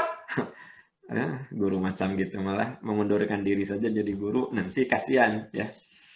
Jadi ada qorib ya, lembut gitu. Kita lagi jalan, kalau hari Anda mah kan guru SMA, ya awas guru SMA mah jangan. Kalau guru kita tuh guru SD gitu ya, ketika lewat ada murid diusap kepalanya. Gitu. Ya. Kalau Pak Ustadz Muslim, awas jangan ada. Awas ya. Ustadz guru SD. Jangan nanti jadi pelecehan, jangan. Ini maksudnya ya. Kalau ada anak laki-laki Pak lagi ngobrol kita lewat, Assalamualaikum, punggungnya diusap. Gitu. Nabi itu kalau ngasih nasihat apa? Katanya, aku dipegang, bahuku dipegang oleh Nabi. Dipegang. Ya kan? Lalu kata Nabi, ya gulam ihfadillah yahfadka, ihfadillah tajidhu tujahaka. Nabi itu sambil megang. Apa coba? Itu artinya keramahan, gitu. Kedekatan, teman-teman sekalian. Ya, nah gitu. Ibu guru, ya kan? Katanya kan sentuhan itu bisa menyejukkan. Pada murid-murid perempuan, sini nak, sini. Gitu. Ayo sayang, sapnya luruskan. Sambil dipegang, sapnya luruskan. Gitu. Kan sering kan, luruskan. Itu, tuh. Aduh, gitu. Sini, gitu. Ya kan? Ya, gitulah teman-teman. Ini tuh adab yang harus kita punya, ya. Nah, terus apa? Sahal. Sahal itu selalu mempermudah urusan orang lain. Jadi teman-teman sekalian, ya. Anda tuh jangan merasa hebat ketika murid Anda nggak bisa mengerjakan. Susah kan soalnya, susah kan? Nah, itulah. Bapak itu hebatnya bisa bikin soal yang kalian nggak bisa kan? Coba, siapa yang bisa? Tuh kan? Jadi Anda merasa bangga ketika satu kelas, satu pun tidak ada yang bisa mengerjakan. Terus Anda bangga. Butut, Anda teh guru yang itu teh butut. Berarti ketika kita ngasih tes, cari yang kira-kira anak-anak mampu, gitu. Kan Anda tahu nggak? Itu yang akan menyemangati dia. Menyemangati dia kan gitu. Kebayang nggak? Ya. Kadang-kadang kalau dosen zaman baheula suka gini. Baru masuk aja gini. Guru zaman baheula. Saudara-saudara, anak-anak sekalian, Bapak kenalan dulu ya. Aam Amiruddin, dulu mah doktorandus. Doktorandus Aam Amiruddin. Bapak dulu kuliah di IKIP, Bandung. Bapak sudah 20 tahun memegang pelajaran matematika. Kalian tahu? Matematika adalah pelajaran tersulit di muka bumi ini. Bahkan ada beberapa murid Bapak itu sampai gila. Teka otakan. Kabayang baru masuk udah nakut-nakutin gitu ya. Wah, gitu kan. Yang paling parah guru bahasa. Assalamualaikum. Masuk. Cacitsus dia pakai bahasa Arab. Ya. Kaifal hal, ya. Terus lah ngomong bla bla. Ya. Kalian tahu nggak? Pelajaran bahasa tersulit di muka bumi bahasa Arab. Paham? Inggris cetek. Spanyol cetek. Bahasa Korea gampang. Bahasa tersulit di muka bumi adalah bahasa Arab. Ada badi, ada ma'ani, ada nahwu, ada sorof. Kebayang tuh sama Anda. Baru masuk sudah, what? Langsung berat gitu. Awas ya, Anda jangan merasa hebat dengan menyebut pelajaran Anda itu pelajaran sulit. Begitu masuk kelas, Assalamualaikum, anak-anakku tercinta. Kalian tahu nggak? Pelajaran bahasa yang paling gampang itu bahasa Arab. Itu sejak kalian kecil sudah diajarin. Alhamdulillah, itu kan bahasa Arab. Bismillah, itu kan bahasa Arab. Ya kan? Assalamualaikum. Percayalah, bahasa Arab itu gampang.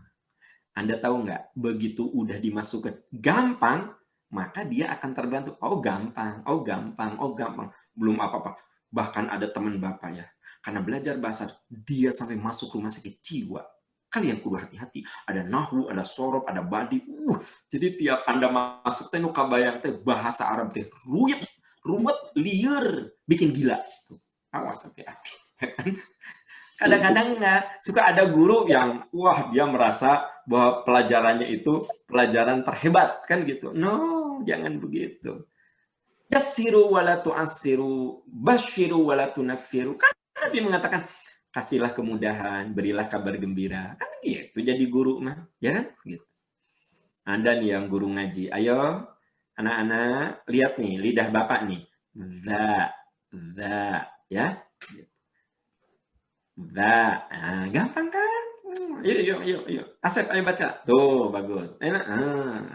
Jadi salah dikit-dikit mah, udahlah, mengarang lagi diajar, udahlah. Ini mah. Coba Asep baca. Udah salah. Ulangi. Ya Allah. Kamu tuh SMA? Ulangi. Aduh, astagfirullahaladzim. Kamu dulu SMP-nya di mana? Diinterogasi kayak begitu ya Allah. Ya udahlah, salah dikit-dikit mah. Misalnya muridnya, A'udzubillah. Salahnya 10 kita bilang. Ada satu yang salah ya. Bukan au tapi a'u. Ya. Dah yang lainnya tuh kudu dibenerin. Nanti lagi ini. Coba denger ya. Asep tadi baca a'udzubillah saja salahnya udah 10. A-nya salah, U-nya salah, Bu-nya salah, semua salah. Kalian mau jadi apa? Al-Quran itu kitab suci. Jangan begitu dong sama Al-Quran. Ada tuh guru yang kayak gitu, itu guru yang tidak bijak gitu. Nah, murid itu dengan belajar saja udah senang, Anda kasih apresiasi. Saya punya sedikit pengalaman. Sekarang ini kalau kita jadi dosen, kalau punya mahasiswa bimbingan nggak lulus-lulus, ditegur loh sama dekan. Ya, saya misalnya satu semester membimbing 5 mahasiswa untuk tesis, 5. Paling lambat 2 semester udah tamat. Idealnya 1 semester selesai kan. Tesis itu 1 semester ya. Awas, di sini ada di antara Anda tesis 3 semester ini. Ini keterlaluan Anda bikin tesis 3 semester. Kalau Pak Muslim tesisnya 1 semester kan? Nah, tesis satu semester di mana-mana. Kok tesis 3 semester? Nah, alhamdulillah teman-teman, saya kemarin itu sebelum COVID nih, Pak Am, coba ceritakan sama dosen-dosen yang lain itu gimana nih? Alhamdulillah bimbingan mahasiswa Pak Am itu rata-rata cepat. Itu gimana nih? Coba share dengan dosen yang lain. Saya cerita, saya kalau terima tesis, ya, saya terima tesis.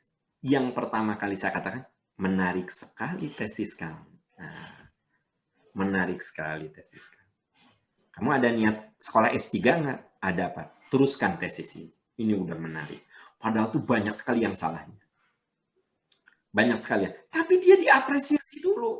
Oh gitu Pak.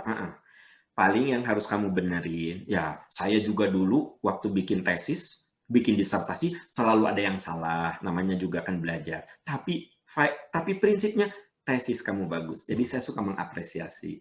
Nanti setiap halaman, itu ada yang harus dia benerin. Teorinya ini. Tapi karena dia merasa, tesis aku bagus. Nah, ada kadang-kadang dosen gini, begitu dia terima ya, UP, apa ini? Kamu S2? D3 juga bisa yang kayak gini mah. Kebayang nggak? Nggak akan datang lagi. Ini kamu S2? Magister Science, Magister Pendidikan? Masa Magister Pendidikan kayak begini? Anak D3 juga bisa yang kayak gini. Percaya ke saya, kalau kita jadi dosen suka ngegituin sama mahasiswa, dia nggak akan bimbingan lagi sama kita. Nah, kita juga teman-teman gitu. Ya, yassiru wala tu'assiru tadi, ya kan? Gitu. Saudara-saudaraku cinta, anak yang beradab dan berilmu tidak akan terwujud kecuali harus dimulai oleh pendidik dan orang tua yang bijak. Jadi anak-anak kita akan saya suka menyebut beradab dan berilmu. Karena bagi saya ilmu nomor 2. Nomor 1 karakter. Bagi saya, ilmu itu science, just for science itu nomor 2. Nomor 1 itu akhlak, adab, karakter. Anak yang beradab dan berilmu tidak akan terwujud kecuali dimulai oleh pendidik dan orang tua yang bijak.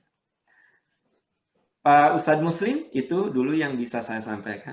Maaf ya, kalau ada hal-hal yang tidak siap, terima kasih Ustadz Am. Ini alhamdulillah nih kalau bahasa YouTuber sekarang itu daging semua gitu ya, isi semuanya. Aduh, sampai kalau saya dengarkan tadi seperti merefresh gitu ya, merefresh rasa keguruan kita yang selama ini, yang mudah-mudahan yang selama ini mungkin dengan rutinitas kita ya, rutinitas kita setiap hari mendangkalkan perasaan hikmah yang ada dalam hati. Nah, dengan pelatihan ini alhamdulillah tadi kita seolah di-refresh gitu. Baik, Bapak Ibu sekalian, mungkin dari yang disampaikan Al-Ustadz tadi ada banyak pertanyaan. Mungkin silakan untuk termin pertama 3 penanya dulu ya Bapak Ibu. Silakan. Pak Muslim. Iya, baik, Pak Am. Yang dibuka jangan dulu pertanyaan. Pengayaan. Ya. Pengayaan. Ya, maksudnya gini, boleh jadi di antara Bapak Ibu ada yang mau menambahkan. Nah, silahkan dipercaya gitu maksudnya Bang Ian tuh. Mangga. Jadi Bapak Ibu silahkan barangkali ada yang mau share, berbagi pengalaman kata Ustadz tadi atau berbagi cerita. Silahkan sebelum pertanyaan. Mungkin dari Pak Seno tadi kedengaran suaranya.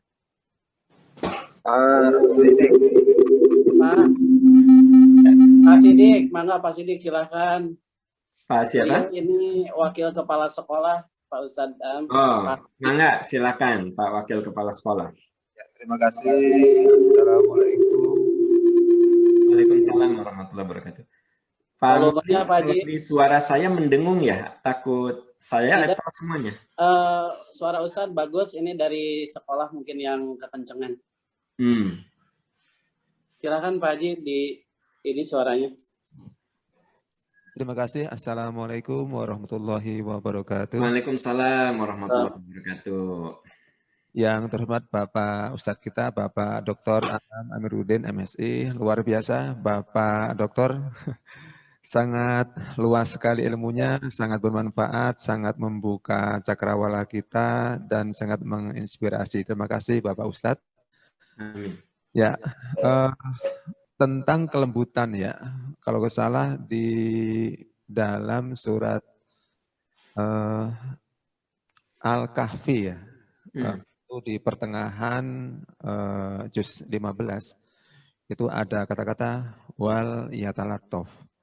Nah, saya bertanya apa dari makna ya tafsir dari kalimat ini? Apakah ini kelembutan yang dimaksud di dalam yang tadi Bapak sampaikan, atau mungkin seperti apa? Karena kalau nggak salah ini merupakan tuntunan ya agar Nabi itu bersikap lemah lembut terhadap umat yang dia hadapi pada saat itu, yaitu kaum Quraisy. Ya. Itu yang pertama. Yang kedua adalah tadi disampaikan bahwa prinsip dari pedagogik itu adalah perkataan yang benar, pembiasaan yang benar, dan teladan yang benar. Nah, pertanyaan saya adalah bagaimana menjaga konsistensi tiga hal ini. Terima kasih Bapak Ustadz. Assalamualaikum warahmatullahi wabarakatuh. Terima kasih. Waalaikumsalam warahmatullahi wabarakatuh. Demikian Ustadz, tadinya mau berbagi ini sambil berbagi dengan bertanya aja ya Ustadz, nggak apa-apa ya? Boleh. Iya, jadi Pak Haji Sidik tadi menyampaikan ingin bertanya apakah kata wal yatalattaf di surat Al-Kahfi di pertengahan itu maknanya sama atau apa Ustadz maknanya? Iya. Kalau kita telaah lebih jauh ya, yang namanya kelembutan itu bukan hanya kepada orang yang seagama dengan kita. Tetapi masih ingat nggak ketika Nabi Musa dan Nabi Harun disuruh menasihati Firaun, maka Allah memerintahkan nasihatilah Firaun dengan cara yang baik. Ya. Nah, saya selalu menegaskan bahwa lembut itu bukan berarti menghilangkan ketegasan. Jadi apa yang disampaikan oleh Bapak Wakil Kepala Sekolah itu sungguh ada korelasi dengan pembahasan saya tadi. Bahwa yang namanya kelembutan itu bagian yang membuat orang akan lebih simpati sama kita. Jadi gini, Pak, teman-teman sekalian. Ya. Ini contoh nih. Anak saya belum sholat. Biasanya sholat. Udah sholat belum? Belum. Sholat dong. Nah, belum apa-apa udah ngegas gitu. Apa kata anak? Bentar tuh. Pasti ngegas lagi. Kan? Barusan aku digas. Jadi gitu. Tapi kalau anak saya masih lagi main game, ya kan gitu.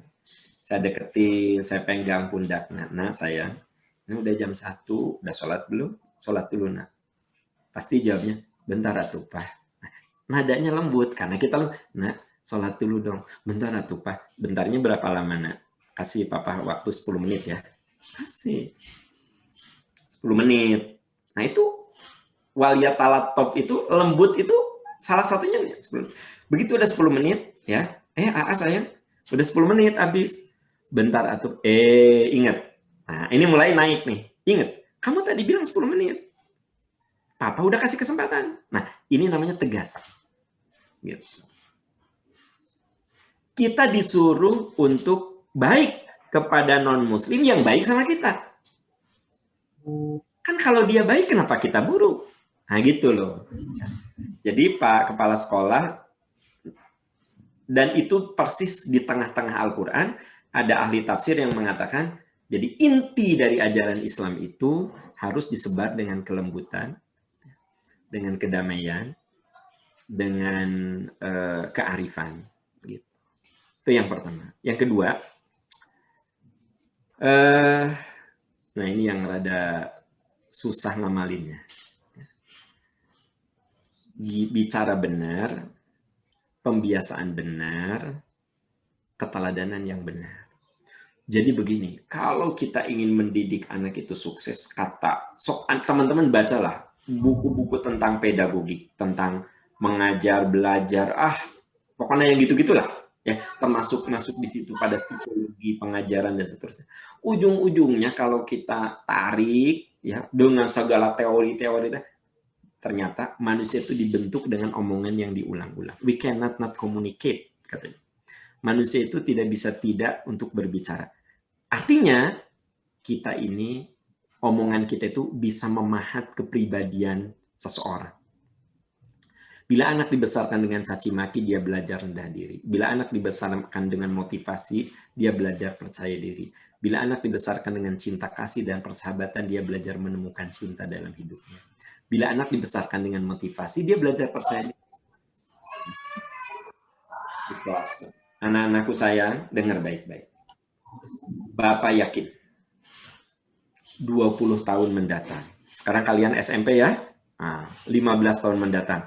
Dari sini, di antara kalian, Bapak yakin, ada yang sudah jadi dokter spesialis, ada yang sudah jadi insinyur terhebat, ada yang sudah jadi konsultan terhebat, ada yang sudah jadi gubernur, wali kota, dan boleh jadi presiden. Bapak yakin, dari kelas inilah akan lahir manusia-manusia hebat. Pak, ulang-ulangi. Ulang-ulangi. Ya. Bapak yakin, dari kelas inilah akan lahir manusia-manusia hebat. Gitu. Nanti kalau kita berulang-ulang, itu masuk ke bawah sadar. Dan mengatakan, aku harus hebat. Gitu. Nah, jadi kalau saya menganjurkan pada semua guru itu untuk bangga dengan, Bapak bangga sekali punya murid seperti kalian. Bapak beruntung punya murid seperti kalian. Kalian ini orang yang luar biasa. Nah, itu namanya apa? Berkata benar, lalu memberikan keteladanan yang benar. Ya. Baik. Jadi yang setelah itu apa? Istiqomah. Nah, istiqomah itu akan didapatkan melalui pembiasaan. Wa may ya'tasim billah faqad hudiya ila siratim mustaqim. I'tisom, berpegang teguh, itu butuh latihan, teman-teman sekalian. Jadi ternyata untuk istiqomah itu kuncinya 2, sadar dan latihan. Sadar dan latihan. Begitu. Begitu Pak Wakil Kepala Sekolah. Ini pertanyaannya singkat, tapi ini kudu dibahas dengan satu pelatihan sebenarnya. Waduh, pelatihan. Iya. Ya. Kambing kayak saatnya harus tambah nih. Silakan Bapak Ibu, mungkin banyak waktu 15 menit lagi kita gunakan untuk silakan. Mungkin tadi ada yang mau bertanya kembali. Saya Pak Muslim. Silakan. Wah, subhanallah nih, Pak Barda ya? Saya Pak Muslim, Pak Rafi. Pak Rafi, silakan. Rafi, silakan Pak Rafi. Baik, bismillahirrahmanirrahim. Assalamualaikum warahmatullahi wabarakatuh. Waalaikumsalam warahmatullahi wabarakatuh. Yang kami hormati Ustadz Am dan Pak Ibu Dewan Guru sekalian. Pertama tadi kan ada istilah pengayaan. Jadi dari materi yang disampaikan sebenarnya saya lebih mendapat semacam momentum untuk bermuhasabah pada apa-apa yang telah saya lakukan di sekolah. Karena alhamdulillah Di sekolah saya sudah hampir 10 tahun berkecimpung di dunia pendidikan, dan sebenarnya kalau mengenal Ustadz Aam itu sudah mengenal sejak zaman kuliah. Alhamdulillah saya dulu kuliah di Bandung, Ustadz. Alhamdulillah. Pernah juga ikut beberapa kajian di Percikan Iman di Bandung. Nah, ketika hari ini kemudian bertemu di nuansa seperti ini, saya jadi kemudian mendapatkan kayak tadi disampaikan oleh Ustadz Muslim, refresh. Jujur sekali untuk menjadi seorang pendidik yang figurnya tadi digambarkan oleh Ustadz Aam itu adalah sesuatu yang sangat berat yang saya alami, karena ketika saya terjun di dunia pendidikan di tahun 2010, pribadi saya adalah sosok pribadi yang amat masih, karena ilmunya masih tinggi gitu, kesannya jadi arogan ke anak-anak, dan terlihat itu pada beberapa hal penyikapan saya terhadap persoalan-persoalan di sekolah. Dan itu kemudian saya yakini bahwa kalau tadi Ustadz Aam beliau bilang ya udah mundur aja jadi guru, saya jadi mikir, aduh apa saya harus mundur gitu ya. Karena kemudian saya waktu itu merasa bahwa sikap itu bisa berubah, atau dengan tadi latihan, dengan pembiasaan itu saya juga bisa berubah. Nah, alhamdulillah ada satu peristiwa atau satu momen yang saya sangat terharu sekali dengan anak-anak. Jadi yang saya anggap waktu itu saya bersikap berlebihan. Saya sempat bertemu dengan suatu kelas di sekolah, dan karena saya kebetulan belajar di Bandung, saya paham beberapa konotasi negatif di Bandung gitu. Jadi ada anak yang menyampaikan bahasa yang kurang sopan di kelas, dan saya sudah berupaya menahan gitu sampai 3 kali saya ingatkan, kalau saya boleh menyebutkan katanya itu adalah tange gitu. Saya udah ingat, karena jangan, kata itu kurang baik konotasinya, walaupun teman-teman yang lain nggak paham, Bapak paham. Sampai 3 kali itu saya tegur, anak itu tetap mengucapkan itu. Waktu itu emang saya tidak bisa mengontrol dan saya marah. Alhamdulillah yang jadi luar biasa adalah ketika ternyata maaf itu, tadi Pak Ustadz Aam bilang ada maaf yang harus dikedepankan. Nah, kata maaf itu ternyata terngiang ke anak-anak itu ketika saya memaafkan anak-anak, dan setelah dia lulus kuliah di Unbrau, dia jauh-jauh ketika sebelum pandemi kemarin datang ke sekolah, saya lagi ngajar, dia panggil saya suruh keluar, dia peluk saya, Pak, maafkan saya sekali lagi. Loh, kok kan dulu udah kita saling memaafkan? Enggak, saya nggak tulus kalau dulu minta maafnya, tapi kalau sekarang saya tulus, Pak, ingin minta maaf ke Bapak. Gitu. Saya sekarang di Unibrau, di mahasiswa, saya berkecimpung di dunia pendidikan, dan saya baru paham bagaimana beratnya ngajar. Gitu. Masya Allah, itu saya kemudian peluk anak itu dengan sampai melelehkan air mata lah gitu, saya nangis di anak itu.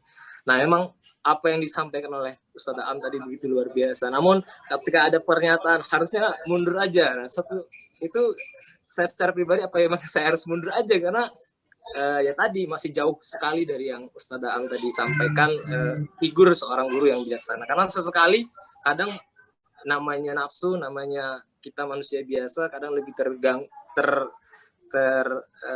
terayu oleh bisikan setan, kemudian jadi ya terpancing emosi dan seterusnya.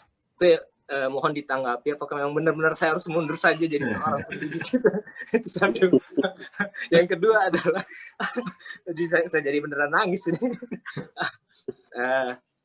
Yang kedua adalah bahwa tadi disampaikan dalam pendidikan yang utama adalah tentang adab dan karakter.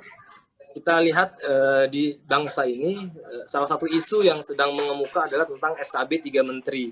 Nah, di dalam SKB 3 Menteri ini ada poin yang negara kemudian melarang adanya institusi sekolah atau satuan pendidikan menentukan peraturan-peraturan yang bermuatan nilai-nilai agama tertentu. Nah, saya berharap mohon bimbingannya Ustadz Aam, kira-kira sekolah kami harus bersikap seperti apa atau mensiasatinya seperti apa dengan situasi dan fenomena sekarang ini. Terima kasih. Assalamualaikum warahmatullahi wabarakatuh. Waalaikumsalam warahmatullahi wabarakatuh. Iya, jazakumullah khairan katsiran. Langsung aja Pak Muslim. Langsung ya? aja, Bangga. Pak Rafiuddin, jazakumullah khairan katsiran ya. Tadi saya katakan mundur aja, kalau Anda teman-teman lihat itu lebih ke retorika sih sebenarnya, ya kan gitu. Retorika gitu ya. Retorika Pak Rafi, jangan terpuruk ya Ustadz ya. Jadi itu kenapa?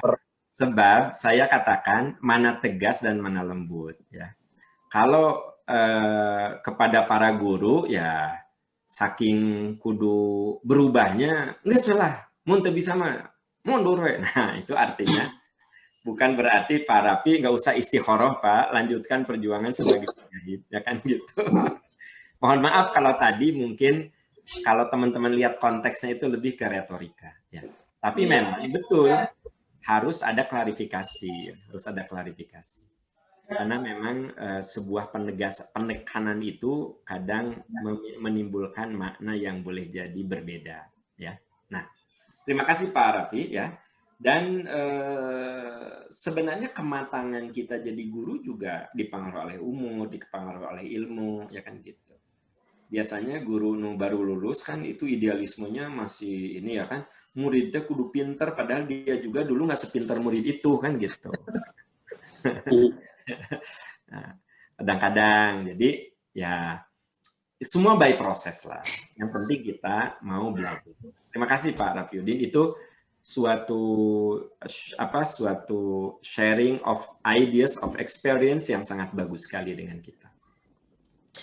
Kemudian yang kedua ya, kalau saya lihat ya, antara penguasa dan pendidik itu kadang suka nggak nyambung memang. Ya kan? Penguasa dan pendidik itu nggak nyambung. Mohon maaf ya, 3 menteri yang membuat surat itu, mana yang basicnya ilmu pendidikan sok saha. Siapa? Yang minimal gelarnya MPD kayak Pak Muslim sok saha tinutilu. Ya. Jadi orang yang tidak mengerti pendidikan ngatur pendidikan. Kacau lah. Kalau menurut saya ya jalan aja lah seperti yang sudah. Dan kita mah nomor 1 karakter. Gitu. Ada yang paham gimana? Nggak usah didengar lah. Emang dia bisa memantau seluruh Indonesia? Kumaha urang we gitu kalau saya mah kan gitu. Kenapa? Sebab begini, kalau pernyataan itu dari orang berilmu, kita dengar. Wong dia nggak ngerti pendidikan. Yang namanya pendidikan itu karakter. Karakter itu butuh pembiasaan. Kalau di Al-Azhar itu ada murid yang Kristen, sama kita disuruh memakai kerudung, ya. Nah, salah tidak? Salah dia kenapa di Al-Azhar? Gimana sih? Harus ditarakan nikah tuh kalau nggak mau berkerudung. Jadi sebenarnya salah dia bukan salah sekolah. Nah, tapi kan setahu saya itu peraturannya untuk sekolah negeri. Nah, yang saya tidak mengerti kan begini. Kalau sekolah itu membuat peraturan bagi anak-anak yang beragama Islam wajib berkerudung. Itu kan karakter, ya kan? Gitu. Yang paling parah apa? Karena pejabatnya nggak ngerti pendidikan. Apa katanya? Ya karena masih anak-anak kan tidak perlu dipaksa. Bodoh itu orang yang kayak gitu. Justru anak-anak mah kudu dipaksa. Ya nggak? Ayo, Aa, makan sayur. Makan sayur. Nanti kalau udah dewasa dia rajin makan sayur. Ini kok pejabat ngomongnya. Dan dia tidak mengerti pendidikan. Dia bukan di dunia pendidikan. Ngomongnya apa? Ya kalau menurut saya, apa salahnya dengan surat kesepakatan itu? Coba Anda lihat. Itu kan untuk pendidikan dasar. Kan untuk dasar tidak perlu dipaksa-paksa. Semaunya dia. Bodoh tuh nggak ngerti pendidikan. Kan kudu pembiasaan tadi. Pembiasaan. Greget saya kalau boleh ngomong teh. Mau diomongin. Pembiasaan Pak, pembiasaan. Gitu. Nah tapi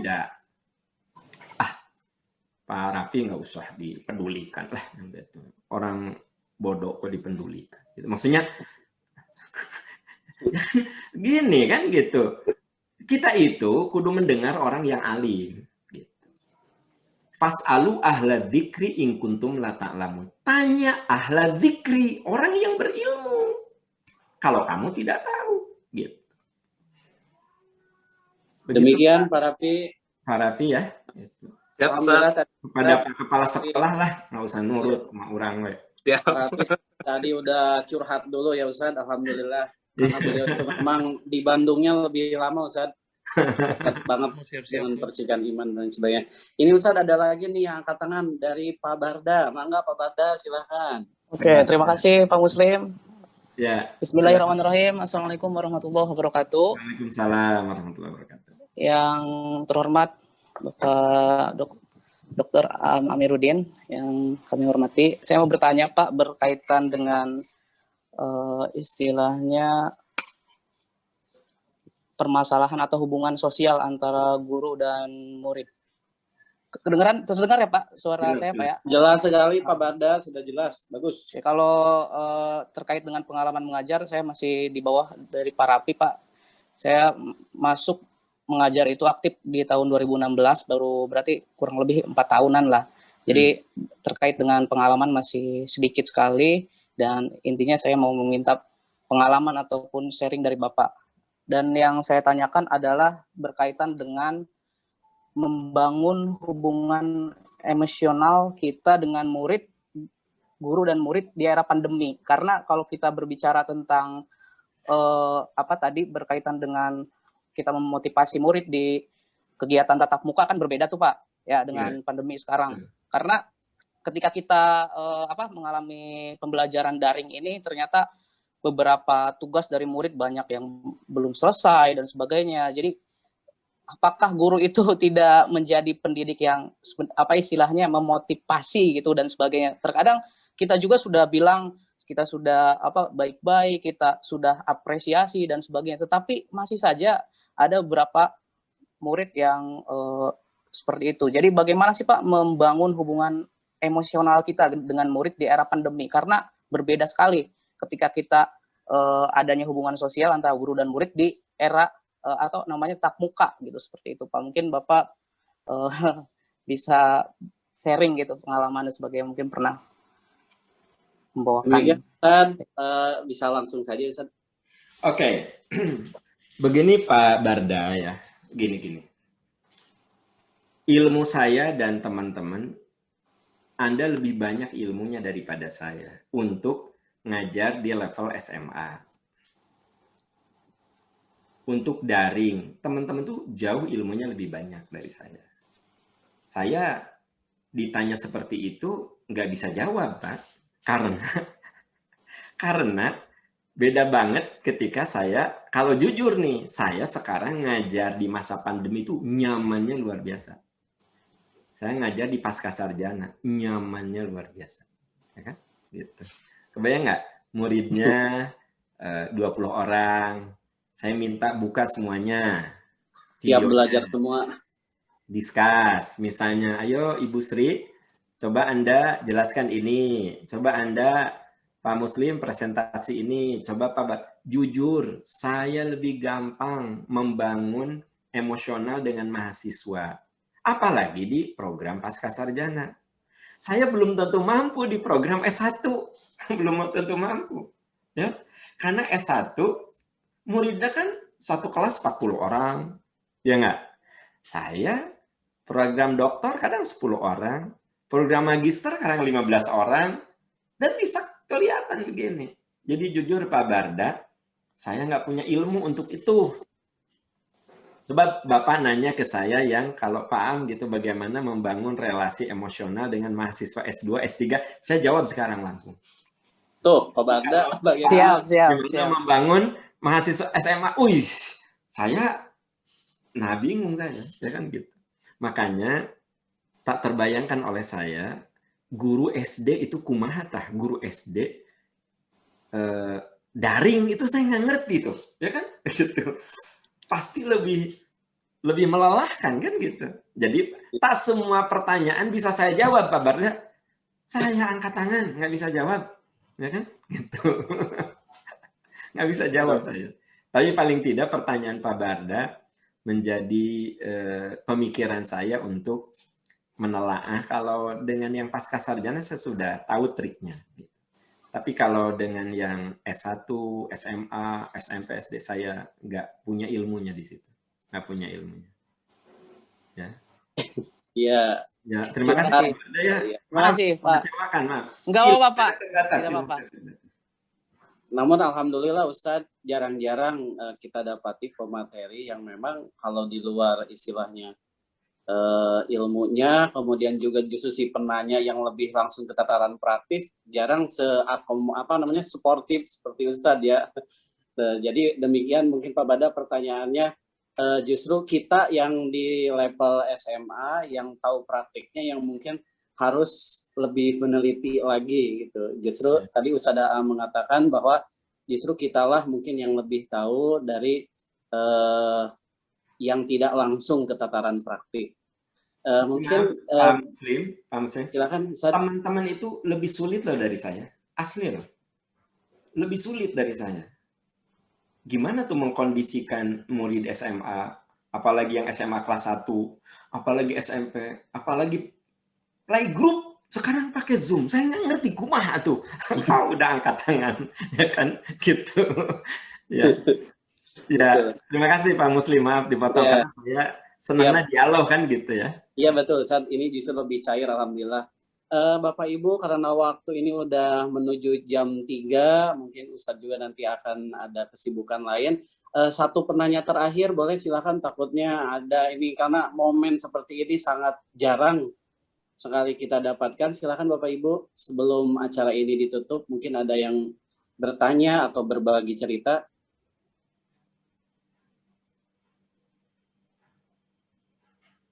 Silakan. Jika tidak ada mungkin saya Pak Muslim. Alhamdulillah, silakan. Mau sharing aja Pak Muslim. Kepada yang terhormat Dr. Aam Amiruddin. Satu poin aja Pak, izin berbagi sedikit. Ketika ditanya Al Habib Segap dari Bogor almarhum, Parung Bogor ya. Beliau itu ketika berdoa cepet banget nyebut nama gitu ya. Ditanya sama salah satu muridnya, Habib kenapa kok doanya cepet banget begitu? Saya nggak dengar jelas doanya itu apa. Kita amin-amin aja. Kata Habib Segap begini, itu saya sedang sebutkan nama murid-murid saya yang kurang cerdas. Murid-murid saya yang nakal-nakal, saya sebutin namanya semua, saya bawa dalam doa-doa saya. Saya bawa dalam doa-doa saya, semoga murid-murid saya tersebut Allah berikan hidayah. Allah berikan petunjuk. Mudah-mudahan kita sebagai guru semuanya bisa terus mendoakan murid-murid kita tentunya dalam hal penanganan kasus ini, dan semuanya mudah-mudahan kita semua menjadi guru-guru yang penuh dengan hati. Mudah-mudahan semuanya kita bisa. Amin amin rabbal alamin. Sekian, terima kasih. Assalamualaikum warahmatullahi wabarakatuh. Waalaikumsalam warahmatullahi wabarakatuh. Demikian Ustadz, mungkin bisa sekalian kasih statement Ustadz. Betul, kalimat penting. Kita jangan lupa mendoakan murid-murid kita, gitu. Biar soleh, biar cerdas. Karena kita jadi begini teman-teman, boleh jadi ada untaian doa guru-guru kita. Betul, terima kasih Pak. Demikian, alhamdulillah tadi sudah kita dengarkan dengan sangat seksama pemaparan dari Al Ustadz.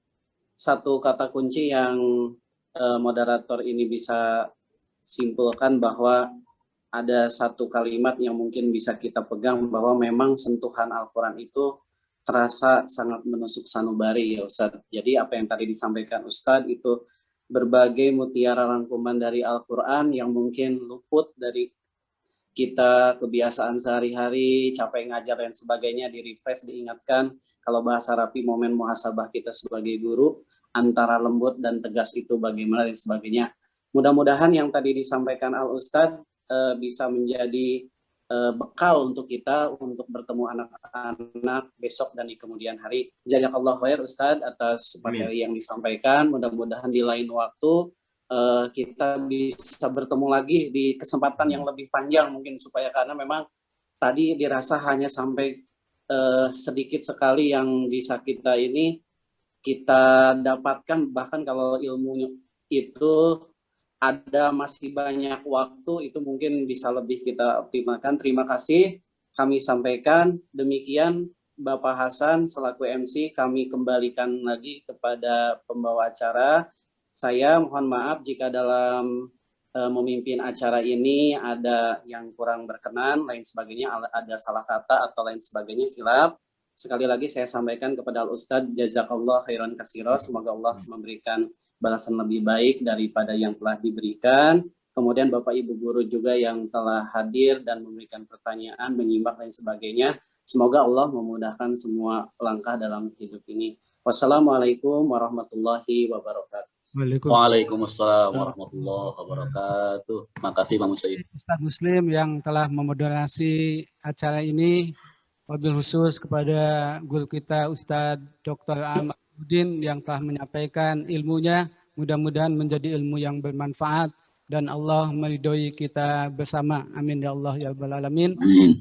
Terima kasih kepada panitia lainnya dan kepada pimpinan sekolah yang telah memfasilitasi kegiatan ini.